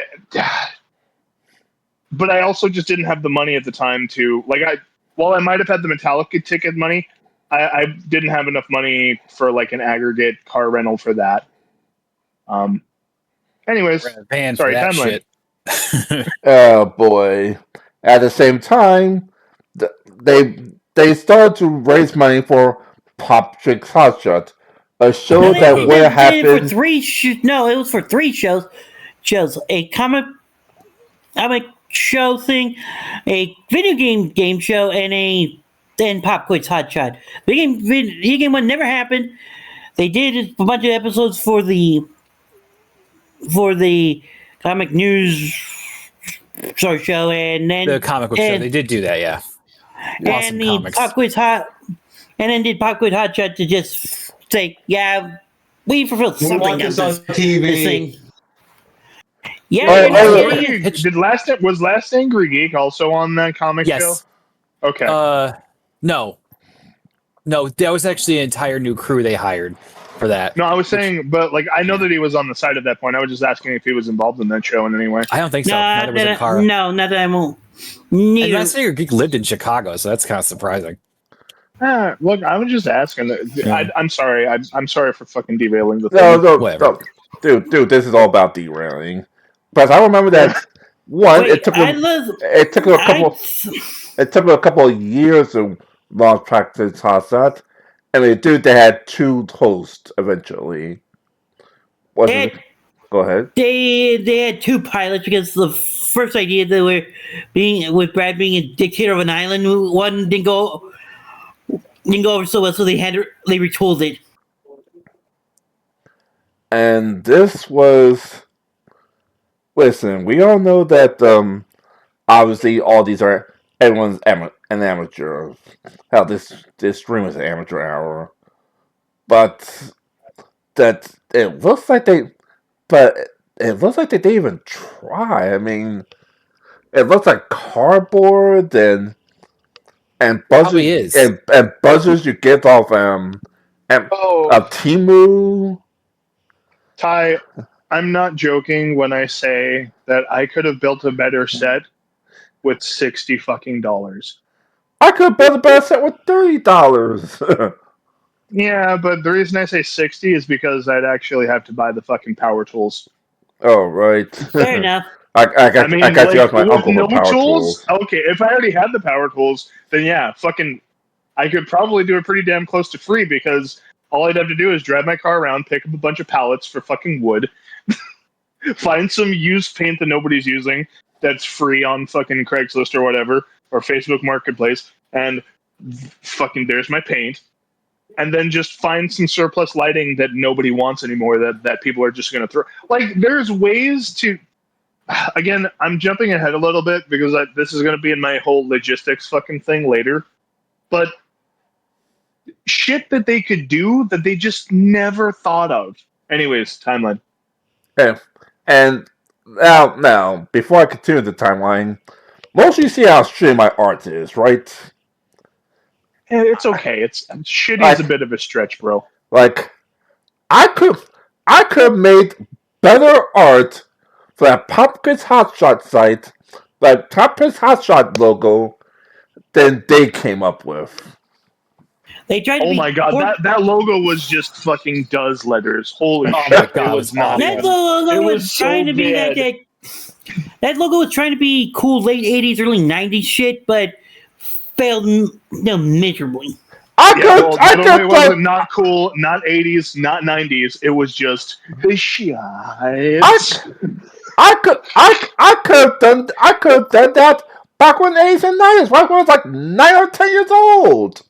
I mean, look, I could literally just you could literally just go on MS Paint at the time because it was still a supported app and go to make a bullshit, printout of a fucking sign. Go to FedEx Kinko's, have it printed out on a fucking board. Go buy some cheap Dollar Tree lights and a foam board, and voila, there's your fucking lighted sign. Yeah. congratulations, you spent like maybe $30 on aggregate when you consider gas, like a couple of gallons of gas. In addition to all the materials plus the printing, but like fucking. Anyways, yeah, it was a shitty sign. It was a really bad sign. All right, so according to the recent timeline, the next is the nuke of the original That Guy with the Glasses website. Where they basically went, here's the new site. You got 2 weeks to grab your shit, or it's delete forever. That's shitty. I think it was no website, but that's more the wrestling news. I'm going to try to stay on top of for now. But anyway, skip around. Jason made fun of Primus, how stupid that was. Doug lost the Patreon. Reese? Let me see. Was it a Patreon or was it an Indiegogo? I forget which. There was so many Indiegogo to raise up funds to pay for stuff like the game show and all those other shows. Oh, right. And then it took forever to get out, and they all looked so cheap. And it looked like they used that money from the Indiegogo to put in their bank accounts. Yeah, people were pissed. And then, of course, we had the infamous Change the Channel incident. The Change the Channel document. Ooh. Because after that, everyone takes off. They literally abandoned ship. That was a huge document where you read through it that proves everyone's a dumbass. Now, yes. To be fair, the thing that Race did get a chance to put in the time like that is, at this point, the Juaro killed himself. Justin aka Juaro, killed himself in front of in his bathroom, with his wife crying, and we all felt sorry for him until we realized what he did. Yeah. Well, I think it's more apt to say that some of us felt sorry for him. Some of us didn't know who the fuck he was. Raising my hand because I didn't know who he was until he died. I did. I remember being upset about it. Yeah, I was crying about it. I remember Lord Cat play his favorite. I mean, not to sound morbid or insensitive, but those feelings are valid and real, and you shouldn't feel bad that you felt that way. I don't. No, but I mean, people can fuck off. Like if they're like, "How could you?" Because you didn't know. Yeah, I grew up with Channel Awesome through my high school years, so that was a big part, and I hated seeing it all fall down like that. And honestly, sometimes I get nostalgic, and I'm and I get sad thinking about what happened. But yeah. Yes, as we pointed out earlier, on the higher ups, as wife knew he did, knew was a scumbag. He was. But at the time, oh my god, he was cool. He was awesome. I wanted to meet him sometime. How could you do this? What happened? And then we eventually forgot what happened. And wait, what? Yeah, here's how it came out, that part, because they were vaguely referencing it in the Change Channel document. They tried to, part of the rebuke was talking about that, but badly hid names, and people was figuring out by the badly job the certain letters, and then realized, it's Wario! Oh shit! So yeah, when Change the Channel, someone released a document, was it a Scuba Scuba that leaked it? That's the person Channel Awesome themselves that leaked that part. They were putting stuff together, and I'm pretty sure it was Channel Awesome themselves that. Channel Awesome, that.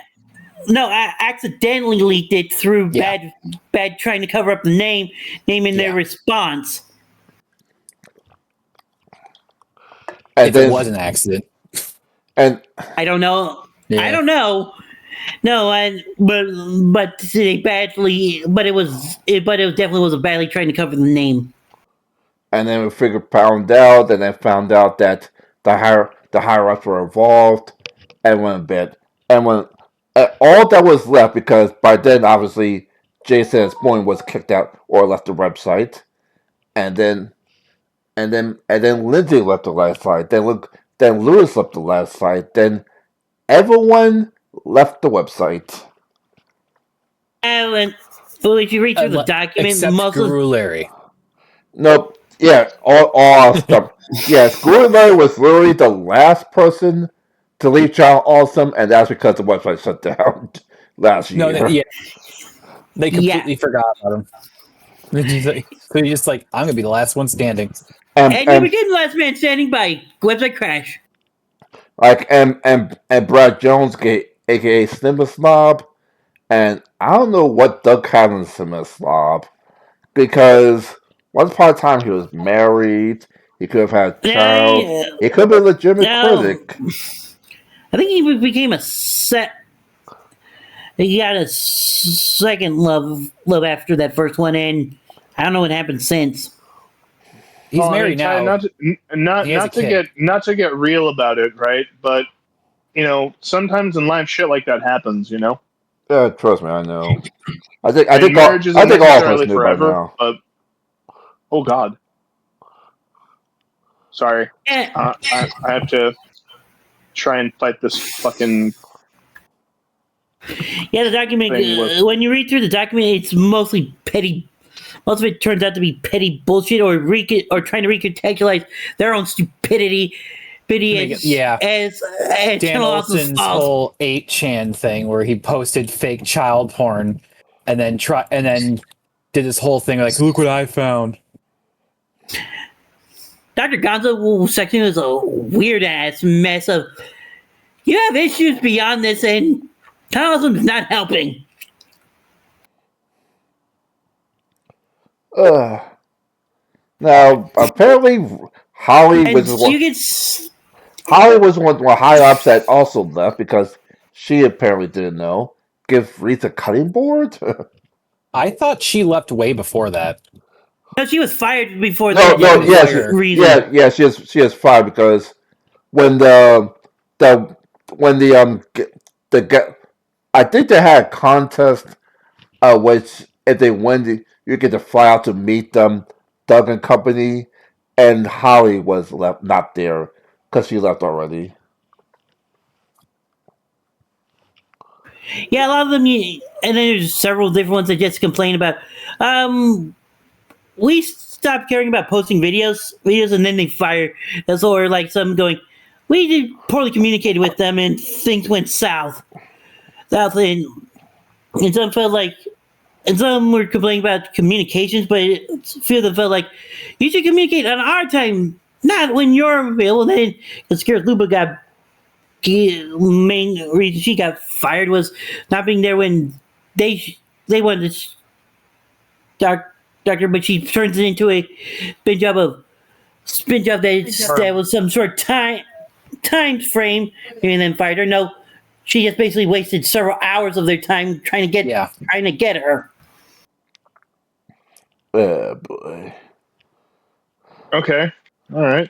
I guess we're coming to the day because Reese timeline says that Jason becomes Felicia, but that ties up all into where are they now, because Jason is the only one that isn't the only one that trusts, and yeah, like I said, Roll T and Hope, which became Jacob, I guess. I don't know. Jacob. Yes, after she screwed over Natch's life.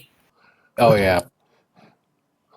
For people who don't know, Hope and Laz were dating, and I don't know what the hell happened, but they moved into a house together, and then she broke up with him, leaving him with the entire mortgage to pay. That's so what you love across the internet. All right, so I guess So I guess we have to do the where are they now and some of the side things. Well, I can tell you, Todd's just doing his reviews like usual because he's the only person I still trust with reviews of older music shit. Like we know Doug is still reviewing, but this time he has some skit actors doing this major scene instead of actually showing the scenes. He doesn't do that anymore. What? No, not even the skit actors.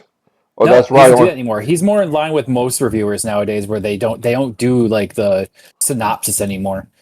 He does an actual review where he goes over the themes and everything, assessing what works and what doesn't. Like I said, it's been a while since I watched the Soundtrack Critic review. Yeah, so. He hasn't done the skit thing in a long time. Wow. Interesting. I occasionally keep up on him. Better than me. Let's see now. We all know Angry Joe is still reviewing out to this day. And like I said, since video games are transferring media, that means you can show as much as it can, except obviously cutscenes and the ending. Mm-hmm. And what complete with his weekly rant about Madden and stuff like that. He also does like shows like TV shows, anime, and of course superhero reviews. And he, like I said, he has one part where it's the synopsis and one part spoilers. But like I said, they don't. You have to show any of that. So if reviews are safe. Is what's it called still? Is Brad Jones still reviewing anything anymore? Yes, he does the same thing. He does the same thing he's been doing for the past 10 years. He doesn't exactly review porno anymore, but he does do exploitation films. Oh boy. It's kind of hard to do porn when you're a dad now. and foreign films, yeah. Yeah. Not foreign films, but like he did Jaws 5, the unofficial Jaws 5 recently. Yeah. Well, he redid it because he originally did it back in the day. Oh, okay. Like, I've recently checked up on someone across Louis Eager still does comics and fans requested episodes of shit TV shows. Louis Lawpog is still going as well. Still a fucking smarmy prick. Well, I'm very smarmy prick now. Yeah. Like we know Trump derangement syndrome. There's a reason why I say politics are dumb. He's one of the reasons. I can point out both left and right why politics are dumb, but there's definitely not the stream for that. Anyway, obviously you know Guru Bear is still going. I subscribe to his channel. Yeah, I think Film Brain's still going. Oh, really? Really? I'm not sure. I haven't checked on him in a while. I should go. Well, we'll go to check on. Let's see who people are not going. Well, okay, Lindsay Ellis is technically still going. Yeah, but she actually works for a company. She's currently on Nebula, this Netflix for a group of YouTubers, including one I'm trying to call Tier Zoo, and also Lindsay's focus is now on very feminist stuff. Yeah. Like the last time I checked, Roscoe's got married, but is she still going? Is she semi-retired? I don't think she does anything. She streams every now and then, but I don't know if she's making videos. Yeah,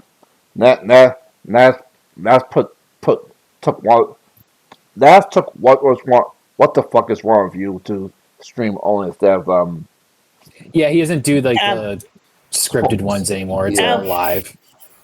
Film Brain still is mainly just reviewing recent films. His most recent one was 12 days ago about the movie The Long Walk. I forgot who's the one that reviews anime as well. Oh, that's right. Most of them. More specifically. I know Bennett the Sage did anime Yeah, for a second. Ben the Sage. Games too, yeah. I'm not sure if he does anything still. I think he retired. Let me check my YouTube feed. AKA had to get a real job. Well, most of them. Yes, well, the last thing I found is a trailer for a novel he wrote called Shadow Dream Girl. Oh yeah, I remember he was. That was a year ago. That was a year ago. There's nothing more recent than that. Forgot about that. So we're assuming that he retired or at least slowed down. What else? Jason stopped. Jason Prima stopped. Spilling barely. Oh, by the way, Todd in the Shadows still did. He does his reviews. Yeah. Well, not often the popularly recent stuff because he thinks it's all gone stale. Mostly in the records that killed train records, or at least and one hit wonders. Yeah, one hit wonder. I like the ideas for those two shows. It's a really creative idea when you're reviewing music. Instead of just like, oh, this song sucks. That's why he never in most of his when he ever does the recent songs. Like it's not always they suck. Yeah. Like we said, Spooning Rider streams. Jason retired. Whenever his brain is sane enough to do it. Like Jason retired. Like you said, Lindsay finally got a legitimate job in entertainment. And I don't think that's. I think that's it. Cause I don't know what the rap crew is doing. I know Goggles is in Japan. It's been in between Japan and Germany, but that's pretty much it.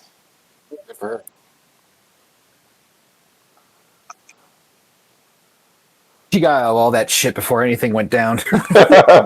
she was a smart one. I guess she saw was kind of like, nope, fuck that. I wonder what happened to the blistered thumbs writers. They probably have to get new jobs, or they probably have to get legitimate jobs. Maybe.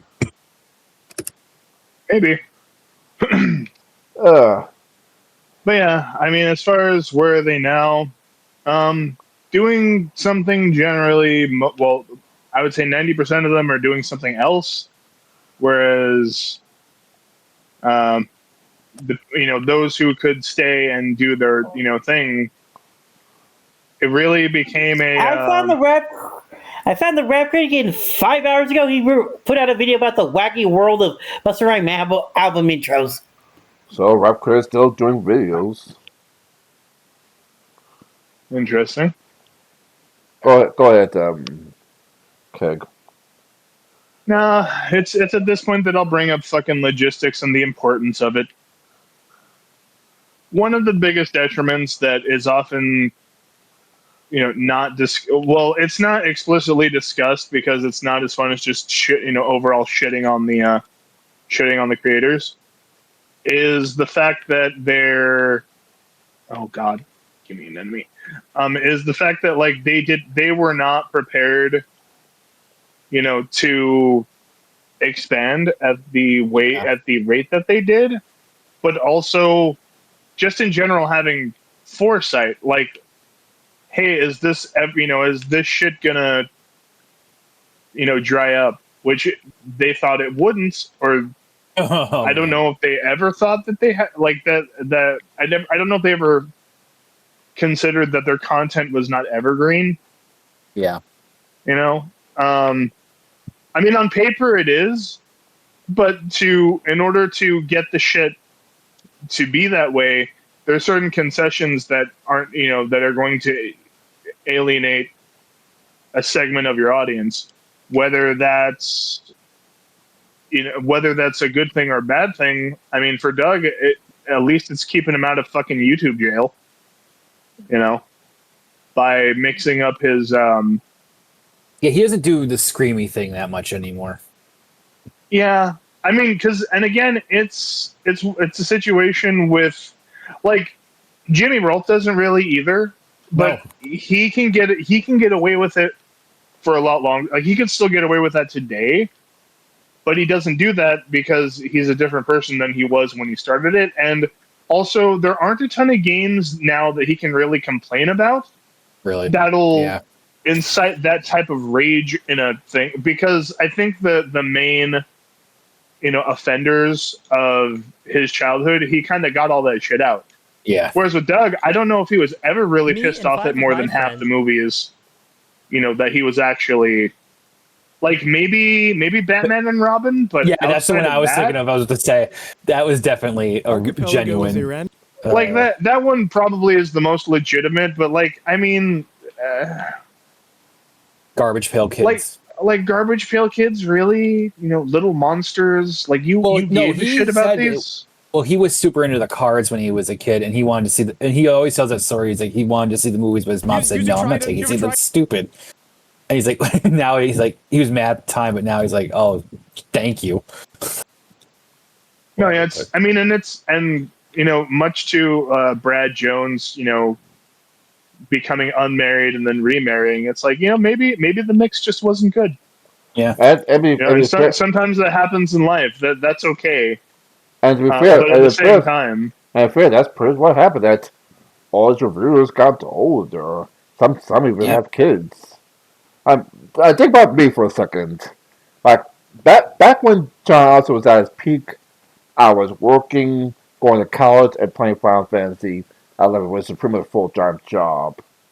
Now, yes, my health has gotten way worse. But even if I was healthy enough to work, I'll get up, go to my job, come back, play video games for like an hour or two, and go to bed. Oh, that's fucking frustrating. Okay. Not what you said, but the situation in game, because there aren't enough enemies to kill for it. Yeah. Like and I don't know why this is a hard run, so you'd think there'd be more fucking enemies, but there's not. Like, plus remember, James Wolfe has kids. You just said, yeah. You just said that Brad Jones has kids now. Mm-hmm. I don't know if Doug will ever have a kid, but if he does, yeah, that's fine. But if he does, then his lifestyle has to change. That's literally the point about being a parent. Like, it's definitely more about kids. I can't remember who though. Who? What? I mean, I'm saying there's definitely more that. I'm pretty sure there's more that have kids right now. I know, like Paw had a kid. Oh yeah, Paw. We didn't talk about Paw. Yeah. Who else? I know there's at least one more. Well, Paw and Elisa had like a kid together. Yeah. So they named him Gray. Well, after Dorian, they wanted to raise him gender neutral. Oh, okay. It would have been cooler if they named him after the story of Dorian Gray. Yeah. Anyways, sorry, that's me. Be more in line with her whole thing.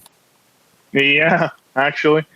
But that being said, like, just from a logistical standpoint, that like, which I'm gonna go out on a limb and say none of us were thinking about at the time. I mean, Jason kind of probably was thinking about that in some permutation, but like it probably became very clear that these guys just don't know what they potentially have. And I mean, even if you go with the, securing the bag bit, they didn't do that either.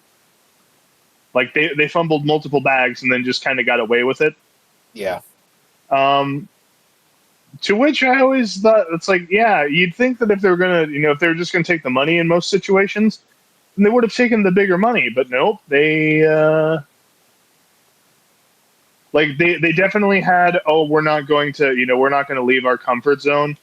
Yes, and that. But but like their comfort zone, but they would also move their own goalposts.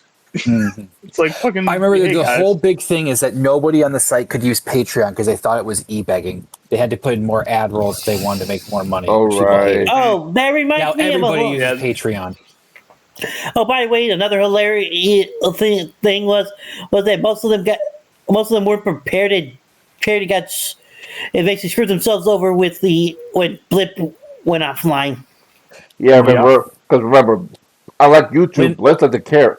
Blip doesn't care about copyright materials because no one Because they were just a video hosting backend. They didn't. Yeah. It was still relatively Wild West when yeah, when Blip was a thing. and then when copyright is called up to Blips up down. Well, when YouTube set precedent, that's when Blip was like, "Oh, we got to get out of this business," because when YouTube started like legitimately going after motherfuckers like for that type of stuff. No, that's when Blip had so many content creators. I'm going to argue that that would have just been that might have been part of it, but also remember it was also owned by Maker. Then Maker was bought by Disney. Then it got shut down. All right. Yeah. And now that they have a bigger spotlight on them, they had no choice but to shut it all down. Says like Kat said, there's so many people using copyright. There's so many people breaking copyright that they probably had no choice. Nope. All right. One of you to die. Cool. Now. So I guess final with the retrospective of Oh yeah, the Blip thing.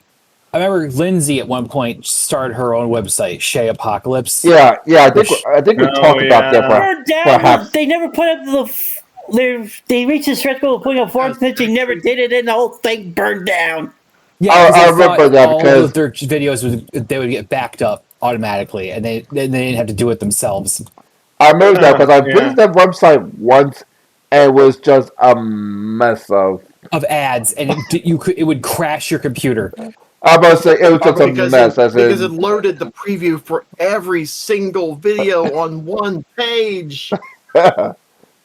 Like unless you had a state-of-the-art computer, unless you had a state-of-the-art computer with several disk drives and freaking CPUs handling it. Oh, what happened to that fucking Owen Citizen guy? That smug idiot. Well, he was the guy who called Jason a fixture of Gamergate. Him, yeah, it was him. Who totally thought he was doing something original, but really he was just doing the same thing Brad Jones was doing. Yeah, that's the guy that was hallucinating eggnog ninjas on his. I think that was him. Wait, eggnog ninjas? I couldn't tell you, bro, because I barely remember that fucking guy was the thing. Browse I know high. them. That was it. Yeah. Oh, that guy. Yeah. Oh boy. I think I sent that clip to Reese. Hold on. That was a long ass time ago. Oh no, I sent him banana. Never mind. I think I have that video. Literally does not want to come down and fight. Which, I mean, I guess why would it? I'm just slowly chunking its health, but no, it's doing a lot of bombing passes, but not a lot of... I think you forgot one thing, Reese, about between Holly and Jason. Is that Doug Walker did an interview with Double Toasted, and he from in 2021 about what happened, including the downfall of Channel Awesome.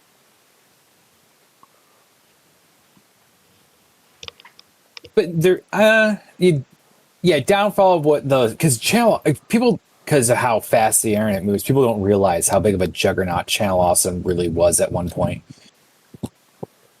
That was for a very short period of time, but still.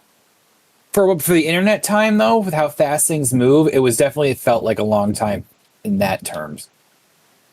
I hate to compare, but if it was the ECW, a lesser version of ECW at the time, it lit up like a star, then blew up just as fast.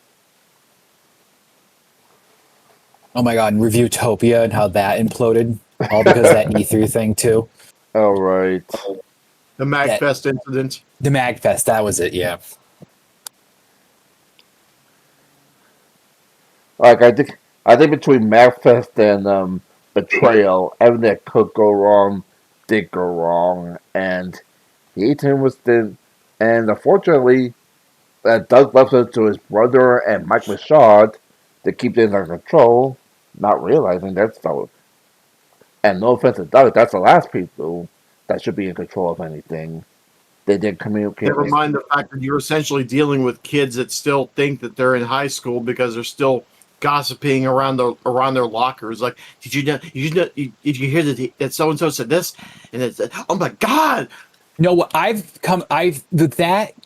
it really, because these are the thing with all the people who are Channel Awesome. They were not the popular kids. They were all the super mega geeks that everybody looked down on. Oh my god, they were like, there's a good amount of them that were fucking theater kids and deserved to be stuffed in the trash cans and lockers they fucking got into. Well, and that's Holy the whole thing. shit. So when all this popularity happened, now because everyone likes to talk about, like, all the nerds like to talk about, like, oh, I was so above all of that, I didn't care, all their lives are downhill. But no, secretly, all of them are still envious to this day and want that same shit. So when they all got it, with this Channel Awesome stuff, they became the smuggest people to, and form this super clique. This is why, and this is the poster child example of why you do not give nerds power.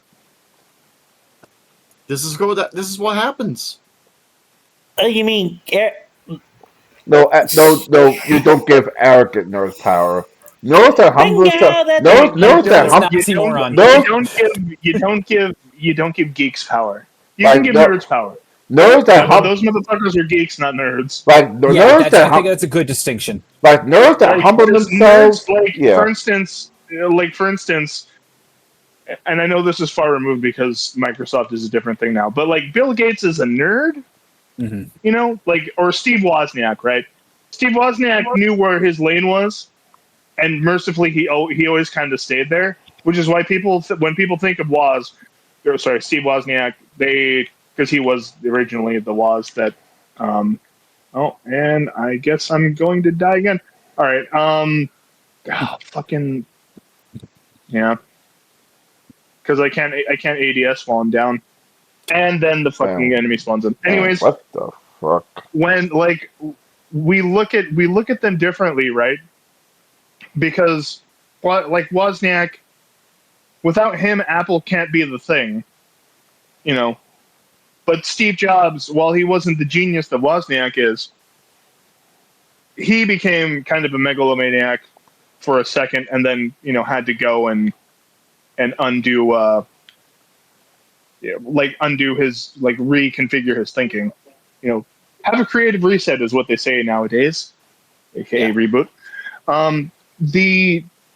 With the Channel Awesome clique, at least the ones that were gonna cover shit up for more like what we now know is more nefarious things. They reached the I don't want to fuck this up stage at the wrong point.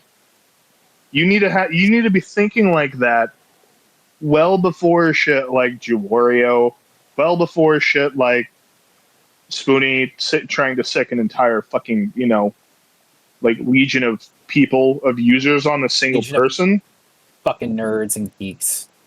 Yeah, and it's like you need to arrogant and like, stubborn you need nerds to be and geeks. You need to understand that the time to be preemptive is well beyond the point that they tried to be preemptive. They got into a bunch of hot water bullshit. I mean, again, if I'm going to give not Jason any credit, which is difficult to do nowadays because it seems like their fucking thinking Everything they seems to change stood for before has disappeared. No, but just even in general with like shit that like I can't take your general qualms about anything with anything but a grain of salt.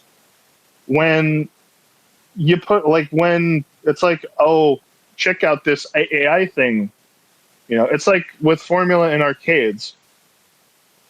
I had a general interest in arcades when I was like a child, like in formative years. But I loved going to Yestercade with my friendos.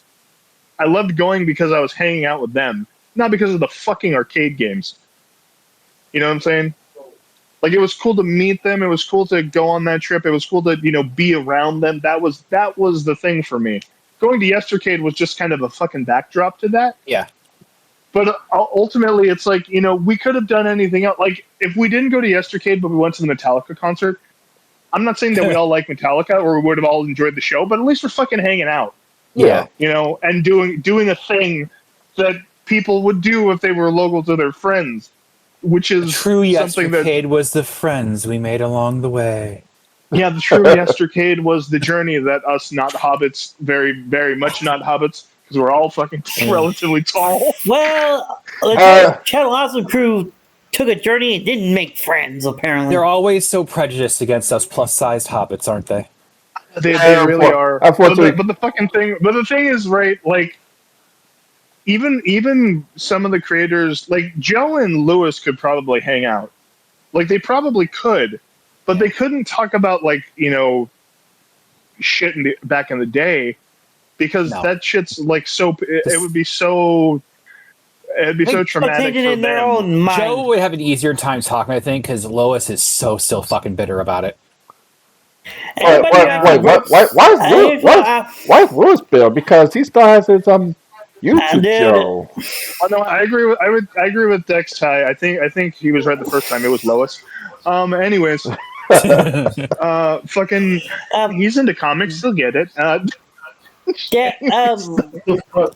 I think anyone who actually written at least even written something for the for the document are bitter about something and want to project part of it on project their own flaws onto Channel Awesome. You're calling this one listed.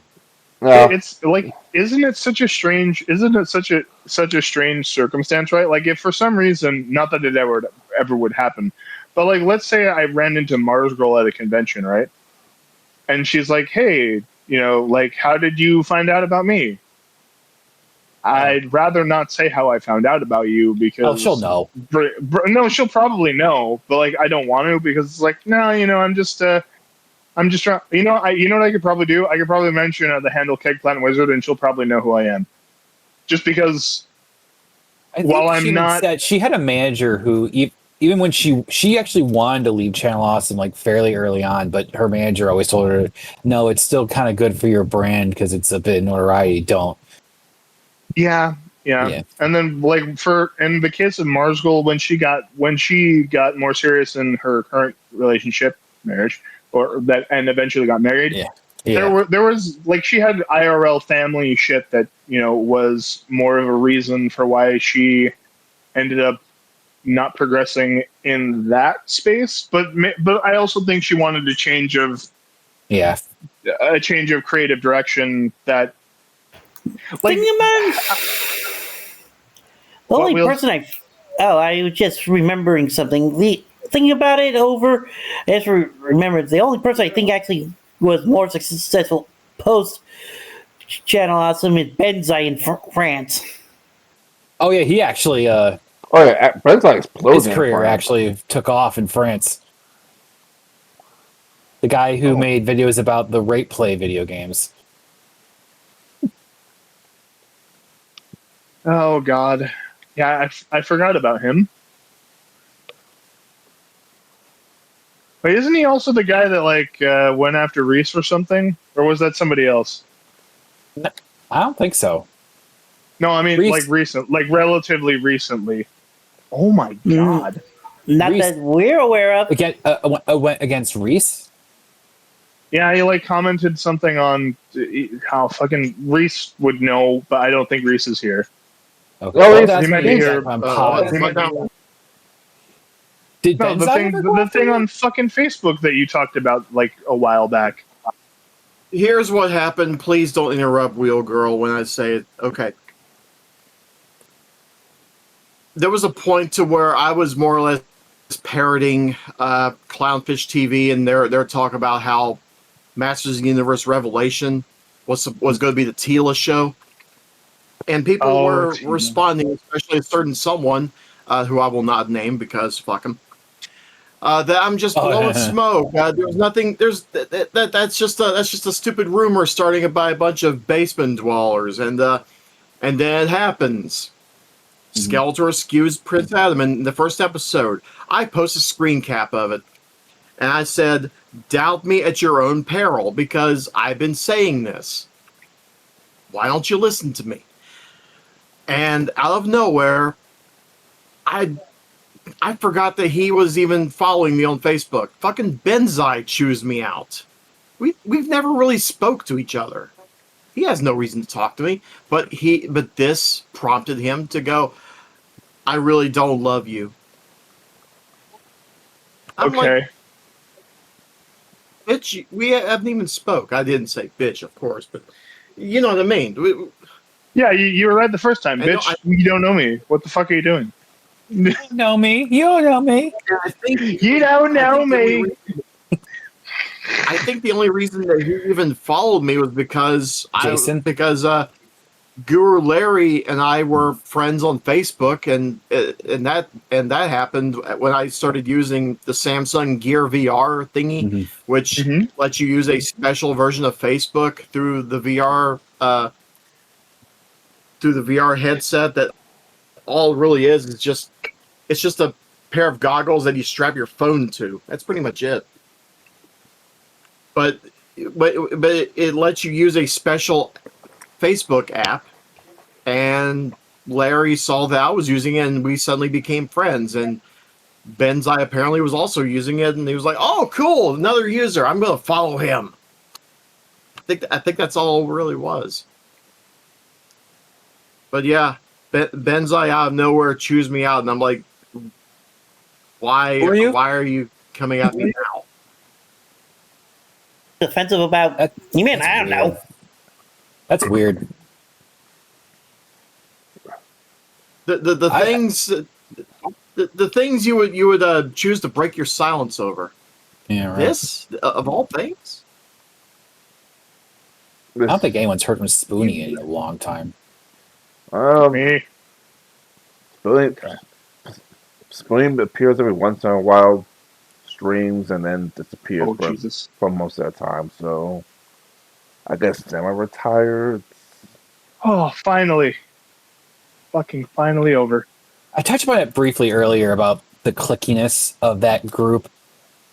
I want to go over that more because that click was so fucking toxic and I'm not. That's not the right word, but oh my god, it was bad. All right, well, that's the best. Toxic is the correct word.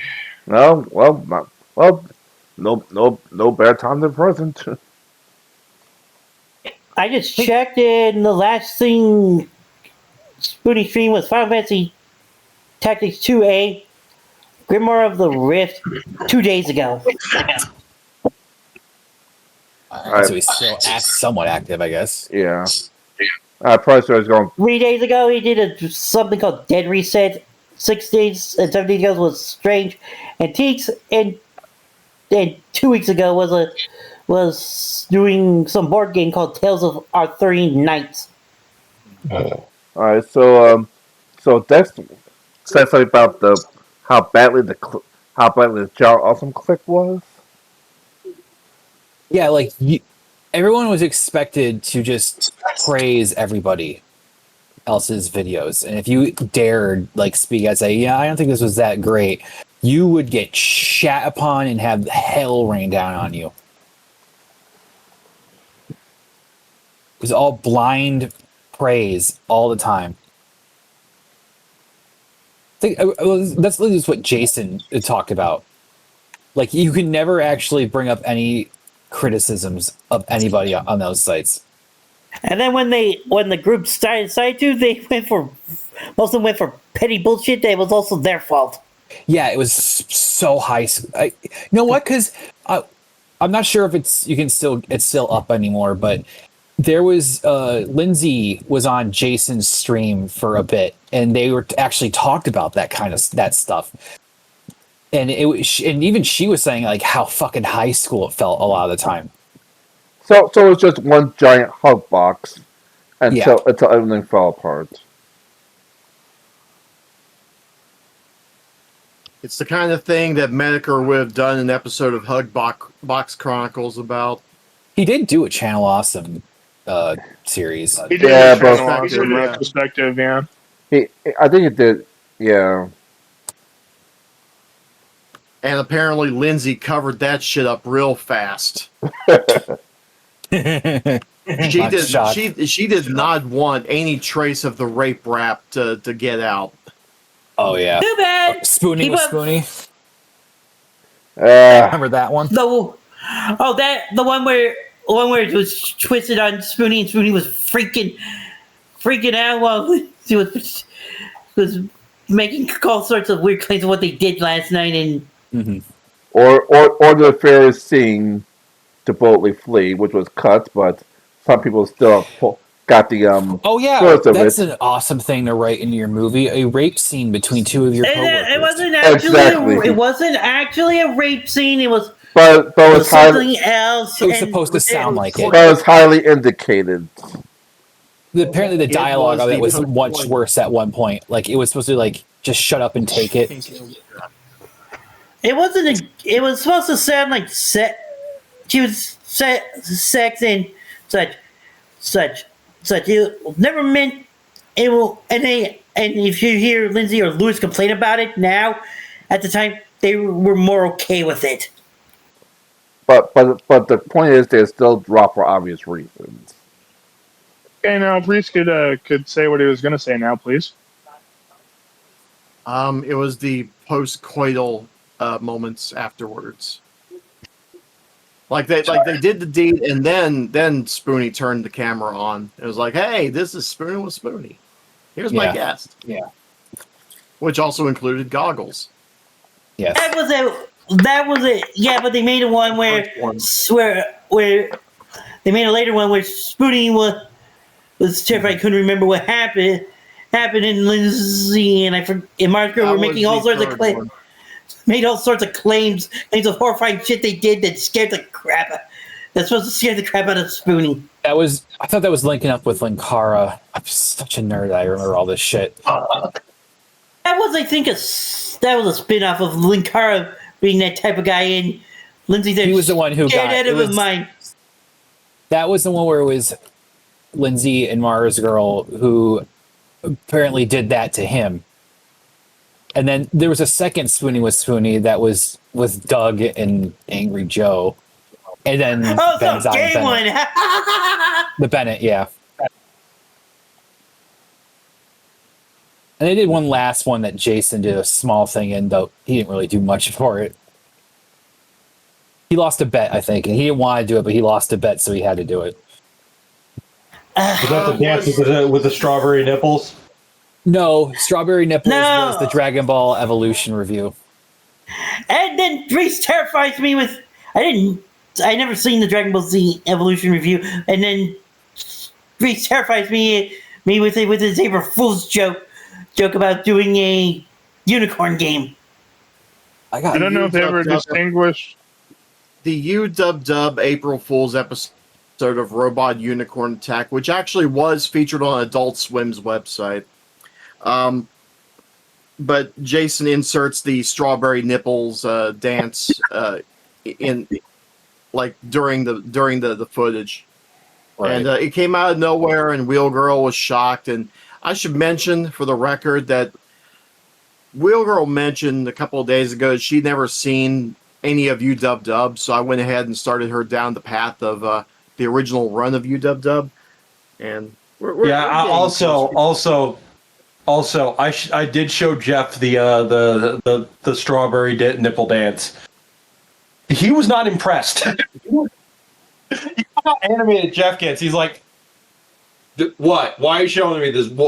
He had no reaction whatsoever. Like, okay, other than, so that's a thing.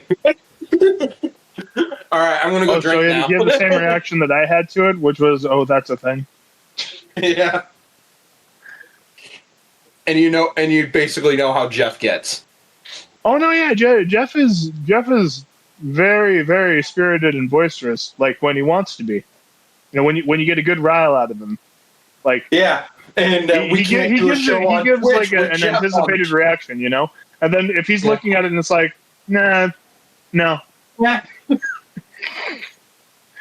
Like, you're showing me this thing, but I don't give a fuck about it. No, Jeff, he would probably just say, if he was on the show, I'm like, I did that too. It's not a big deal. Yeah. And not give a fuck. This is the man that says he wants to eventually, before he dies, he wants to die skydiving naked. I mean, while trying to make himself fly by helicoptering his dick. Deliberately try to land in someone's house too, someone you don't like. Okay, you're gonna say, Reese? I have a question for you, Keg. By any chance, do you want a copy of this timeline that I drew up during this whole recording? You know, that'd be swell. G. Willikers, thanks a bunch, buddy. Oh, so that's a thing. Yeah, pal. Be No. fantastic. So that's a thing. On another server, someone already fucking modded the Sonic the new Sonic racing game. Yeah. And you want to know what they did? They modded Rouge and gave her the proportions in her body that she had all the way back in Sonic 2. Of course. They showing off the difference to how she looked back then versus how she did now, where they were like how much they shrunk her over time, current proportions to scale. Because I still remember back in the day, they made Rouge is created for the sole purpose of tits. Yeah. So that's where and that's how Nami's boobs got bigger. She just got all of Rogue's leftovers. Yeah, except for with later games, they toned down the over sexualization of Rouge. Mm-hmm. Wonder why in this series that's aimed at children.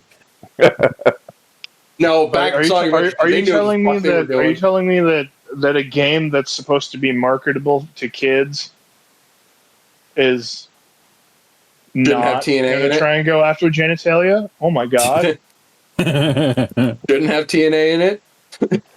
You know, I'm like, I always pointed this out. Rouge was the first. It was the first 3D rendered Sonic character that had jiggle physics. And I'm not kidding. Was Rouge in Sonic Adventure 1? No, 2. No. She was in Okay, so so I don't feel bad about not knowing about Rouge at all. Like until 2004. Because I think I might have played Sonic Adventure. By played, I mean like actually saw it at a kiosk and tried it out. Like in '99. Yeah, there's a lot of pervy things in Sonic Adventure 2. Like especially if you're playing battle and you're doing versus mode and you're playing as Amy and there's a lot of fucking up-screen shots and shit. Oh yeah, but that was.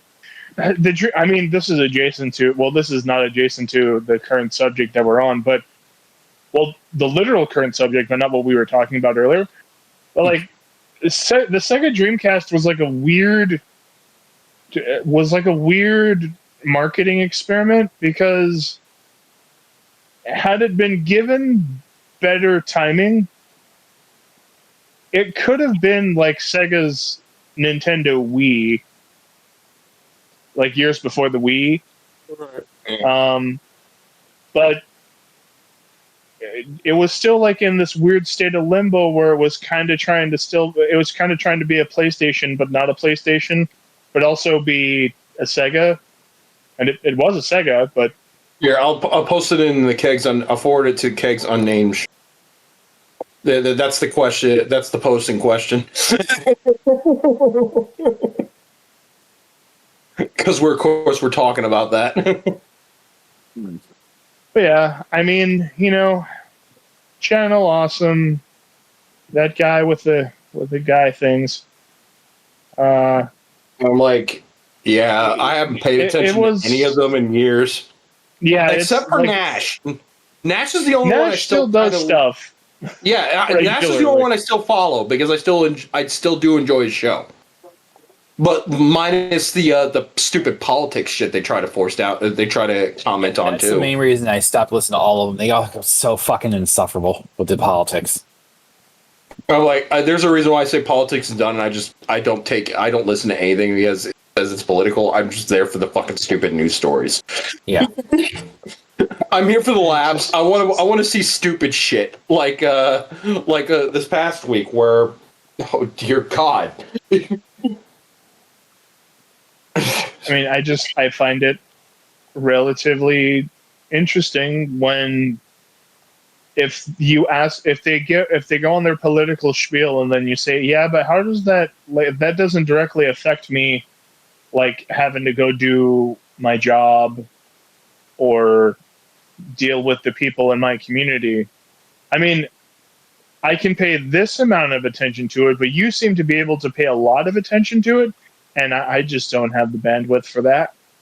You know, but they still want to get on you like you should, and it's like, no.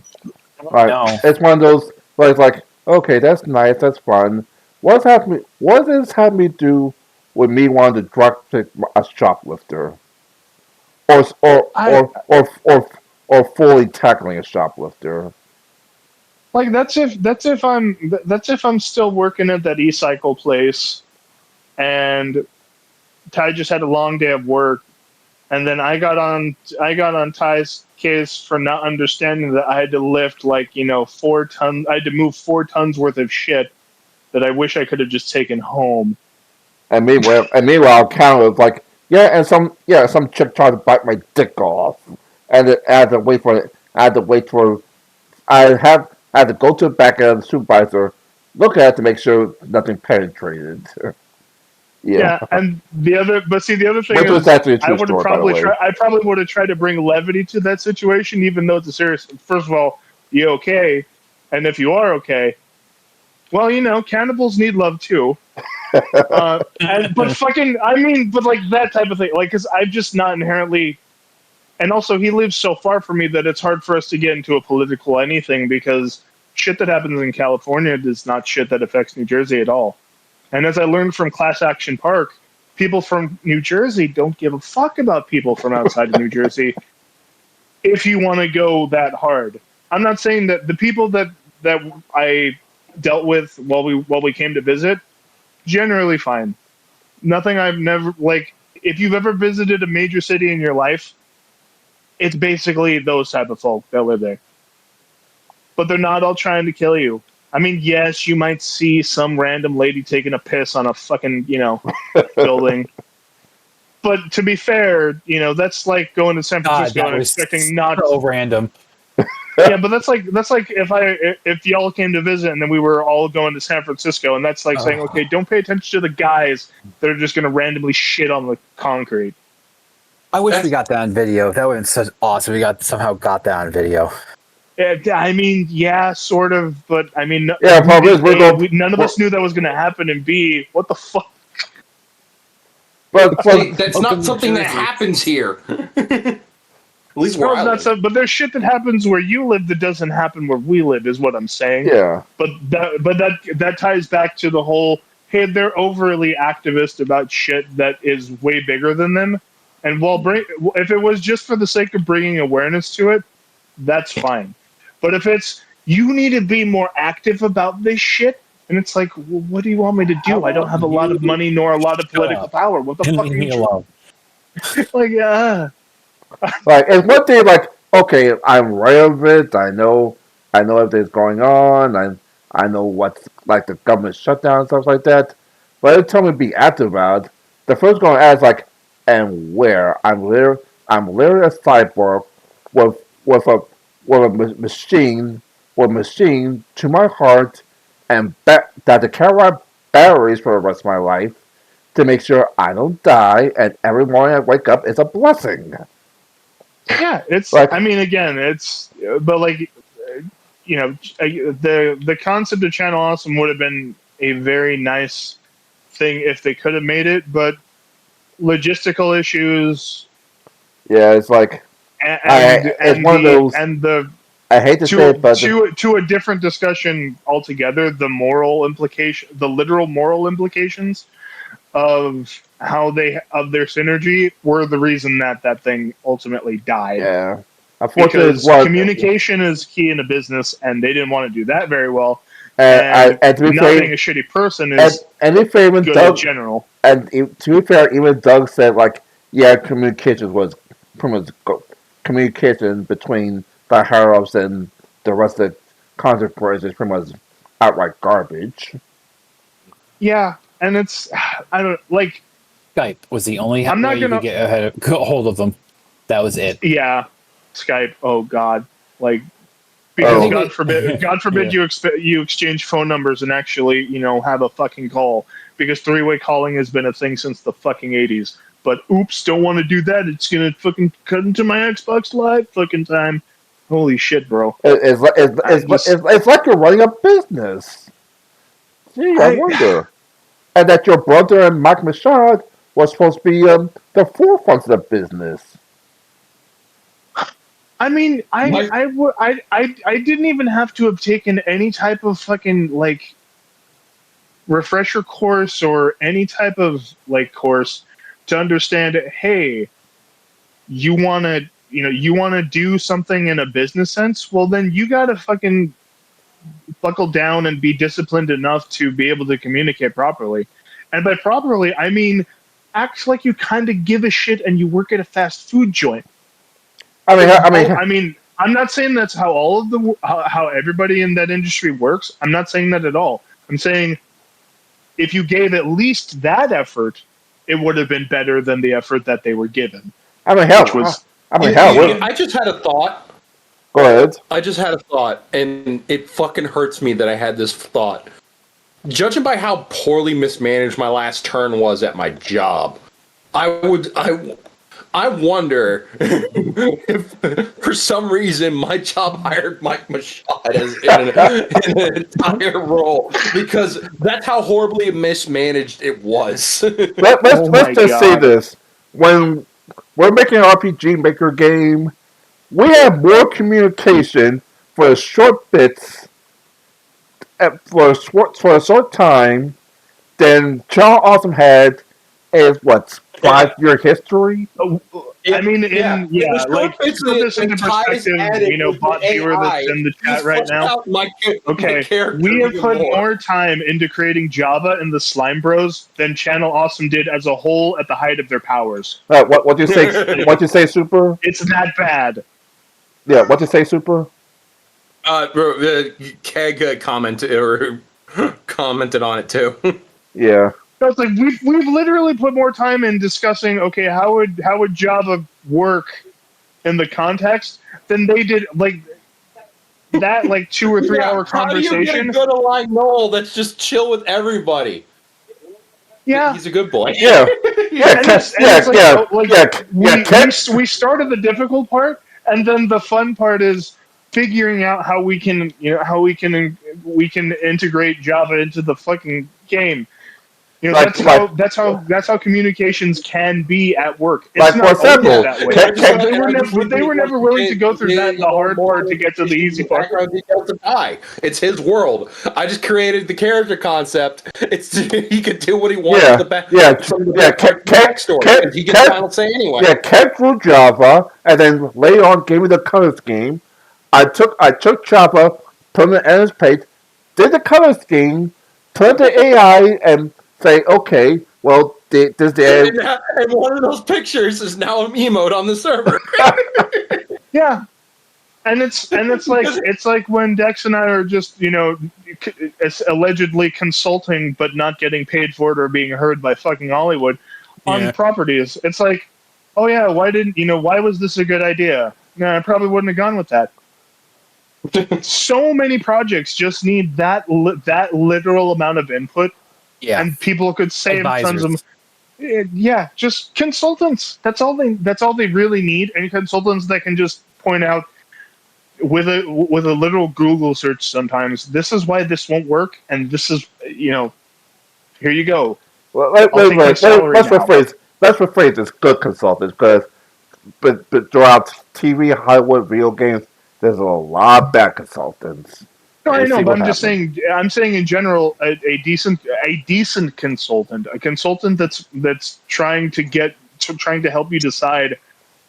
I mean, again, Ty, we have to do that preface now, but I come from a apparently an ancient, archaic age where it was supposedly understood that I meant a good consultant.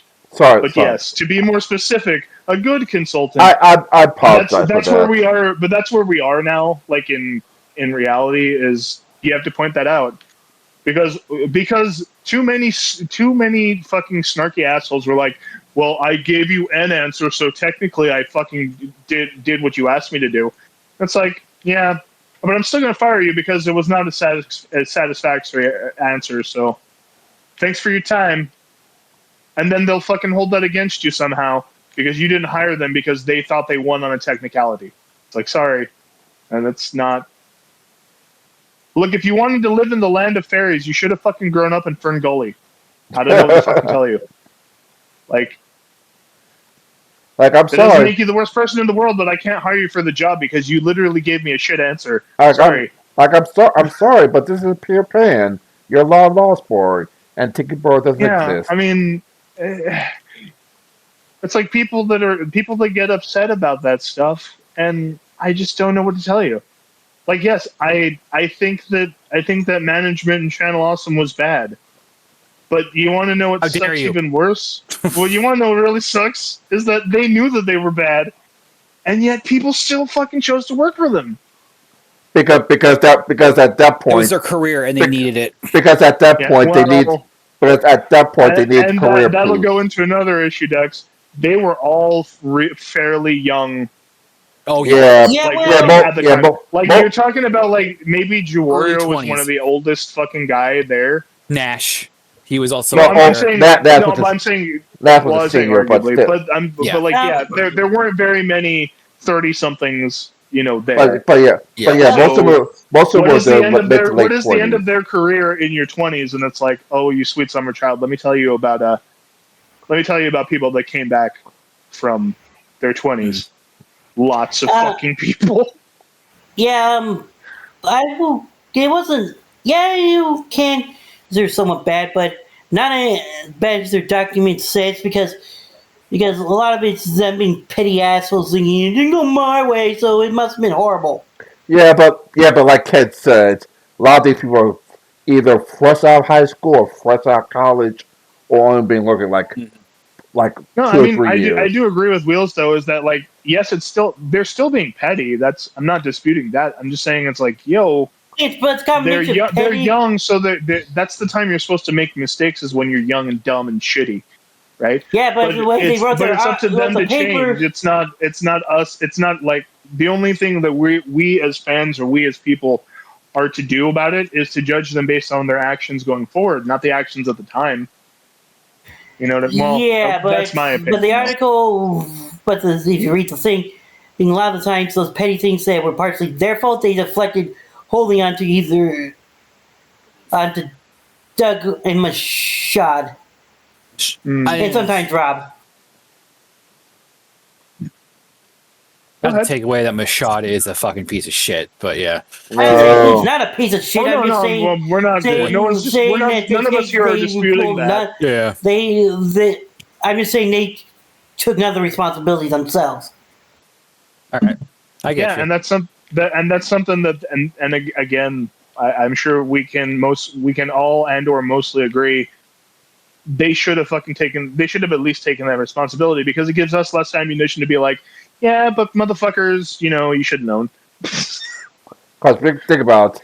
If they have like a little bit more responsibility, Jason would have been still part of the site, or Jason would have not enough ammo to bomb their ass, which gave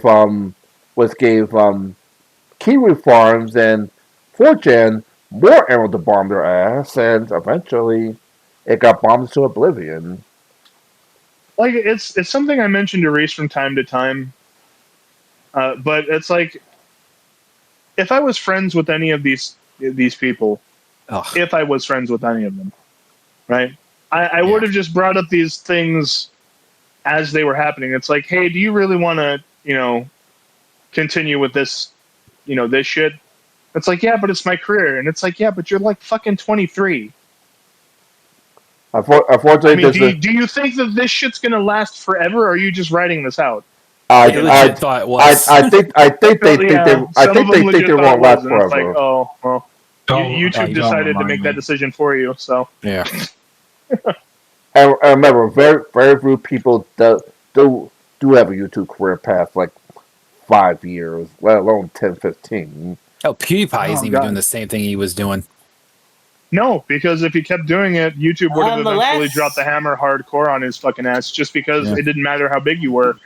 And I'm not saying that he was, he's the worst person in the world, but like when you're going to be as unapologetic, you don't come with the, oh, but it's too much, and it's like, you're a public figure, motherfucker. Like that's not how it works. Recent things. Since you brought up PewDiePie, I just was remembering hearing some videos talking about PewDiePie's recent foray into Linux computing. Like hell, even the Paul brothers had to switch careers. One being a successful wrestler, one being an amateur boxer. I mean, and they still do media and YouTube shit as well. It's but Paul is ran by WWE now, so they can't do as many fuck you things that they did back before Logan became. But Ty, much with what I was saying with PewDiePie, they don't have the same fuck. Like if the Paul brothers do the Suicide Force thing now, they're in jail. Yeah, they're just in jail. Yeah. Well, you mean if Logan did that? Black homeboy that should be disowned by the country at this point. Straight to jail right away. Oh, he's not. He's probably going to be in jail forever. Oh, no, he's not going to be shut the fuck up and understand. It's like, hey, you can't just get away with this shit. He's not going to be jailed for 30 years at this point. I'm just saying, it's like, but like that being said, at least as far as I can tell. Do we want to try and start wrapping this up for CA or? Sure. Yeah, I'm going to be crashing shortly anyway, so. Sure. So I will. I had a really long day, so. So sorry, what Ty? So I want to wrap this up. I mean, I discussed they're young, they're dumb, they have no business sense. Well, because they're young, they have no communication skills. They had communication skills. They were just poor communication skills. They were poorly focused on what like they had communication to be shitty, like good communication to be shitty, but they didn't have good communication, like synergetically to not be shitty. Yeah, it's because when they were gonna get in trouble. I mean, it's one of those things that I talk about with my mom and my sister sometimes when I do talk to her. It's like the amount of times that we lied as kids just so that we couldn't get in trouble, and then it turns out that other people would fucking lie that were older than us, and they would, with the same logic in their heads. It's like, I just don't want to get in trouble, and it's like, yeah, but like people probably would be more forgiving, right? If you just said that you fucked up and then said this is what, like, you might still get riot acted, right? Like, people might be extremely pissed off, but it won't be to the same degree as... It's one of the things, not to get too personal, but it's like one of the things with my dad is that he would grill you, for something, and then try and make you feel like shit after, just because that's something he wanted to do. Now, he doesn't do that really anymore because he doesn't really have legs to stand on anymore with those type of things. Mm-hmm. But at the time, it's such a frustrating thing because it wasn't from a place of growth. It was from a place of, I want to fucking make you feel miserable. And he knew how to do that, and he just did that. And that's the thing with the channel Awesome Heads, is that people probably would have been way more forgiving if you could have just tried to fix the shit that was fucked up when you found out about it instead of trying to cover it up. like the only thing from not Jason's, analysis of that situation that is fairly well tempered is if you would have told them that you had a fucking negative bank account, or if you would have told them, like X, Y, and Z, instead of trying to hide it behind this, that, and the other,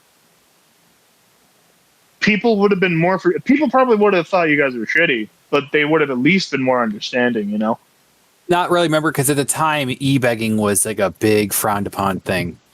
Yeah. Yeah, well, so is regular begging, but people do it, but it was frowned upon within. But what is funny, Dex, is that it was frowned upon from the higher ups of the very, organization. Yeah, that they were doing a thing, which was, it's a different type of preposterous, Well, there's a reason. There's a reason on my Twitch page I never even allude to the tip jar, even though it's just below the video. I don't want to be that guy. Mm-hmm. You don't want to be fucking. You don't want to be fucking dark side Phil. Oh yeah. I don't want to. I don't want to be the guy that will be like, "Hey, I could use some money. Can you give me some money?" I don't shake my viewers down for cash, for loose change. It's not me. I'd rather earn it.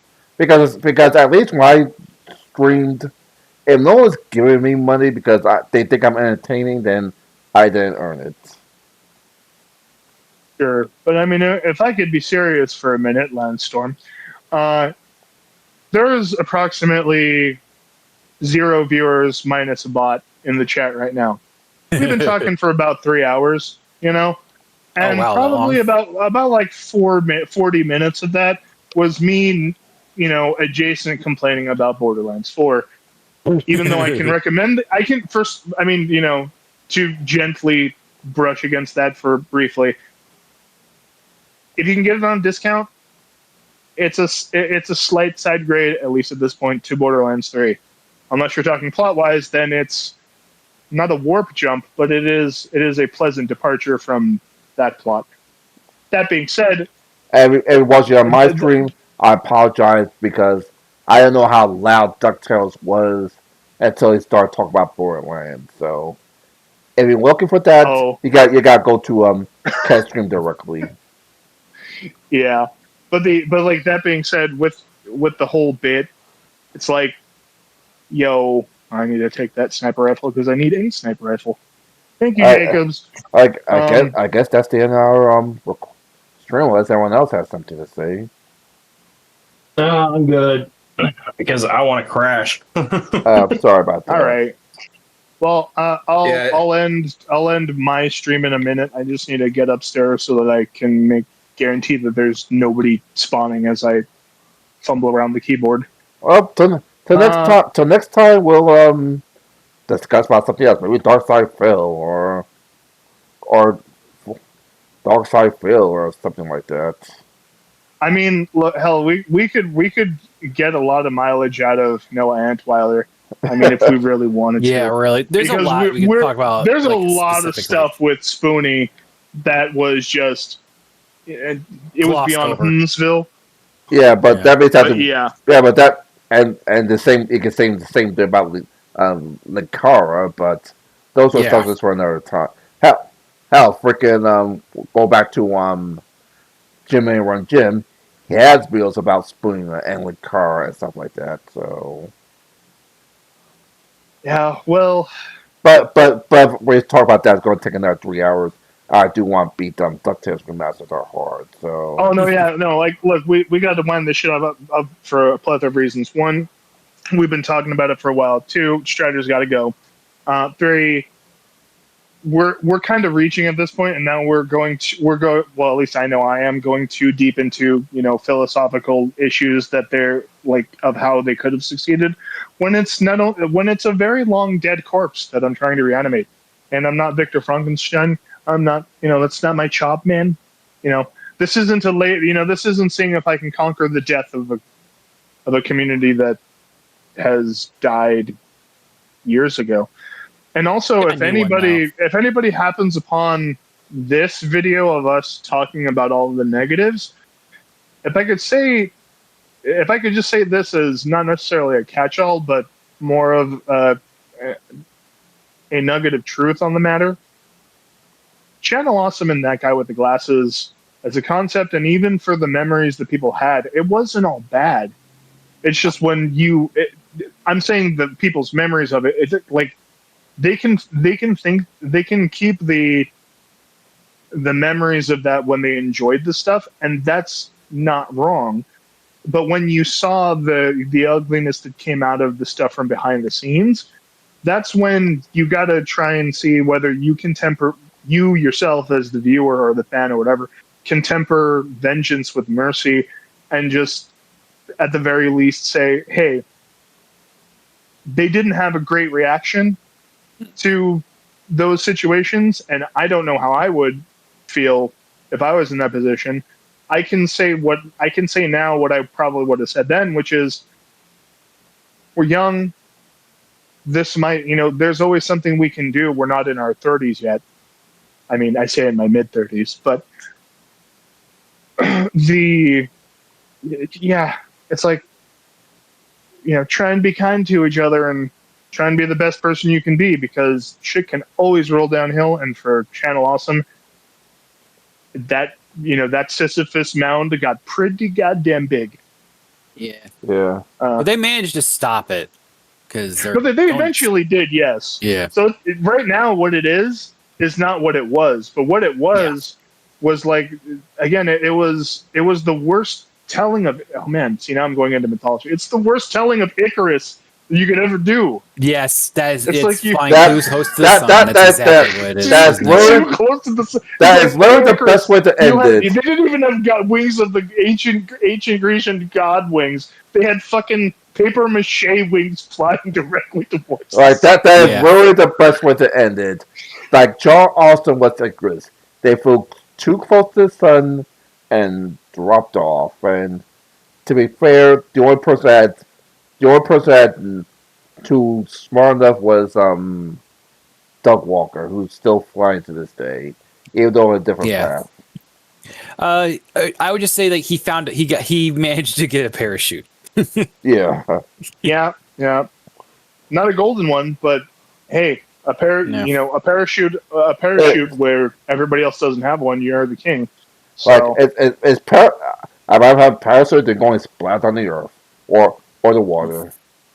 I mean, to use the proper analogy, I suppose it's like in the Valley of the Blind, the one-eyed man is king, and that's I think that's the actual saying.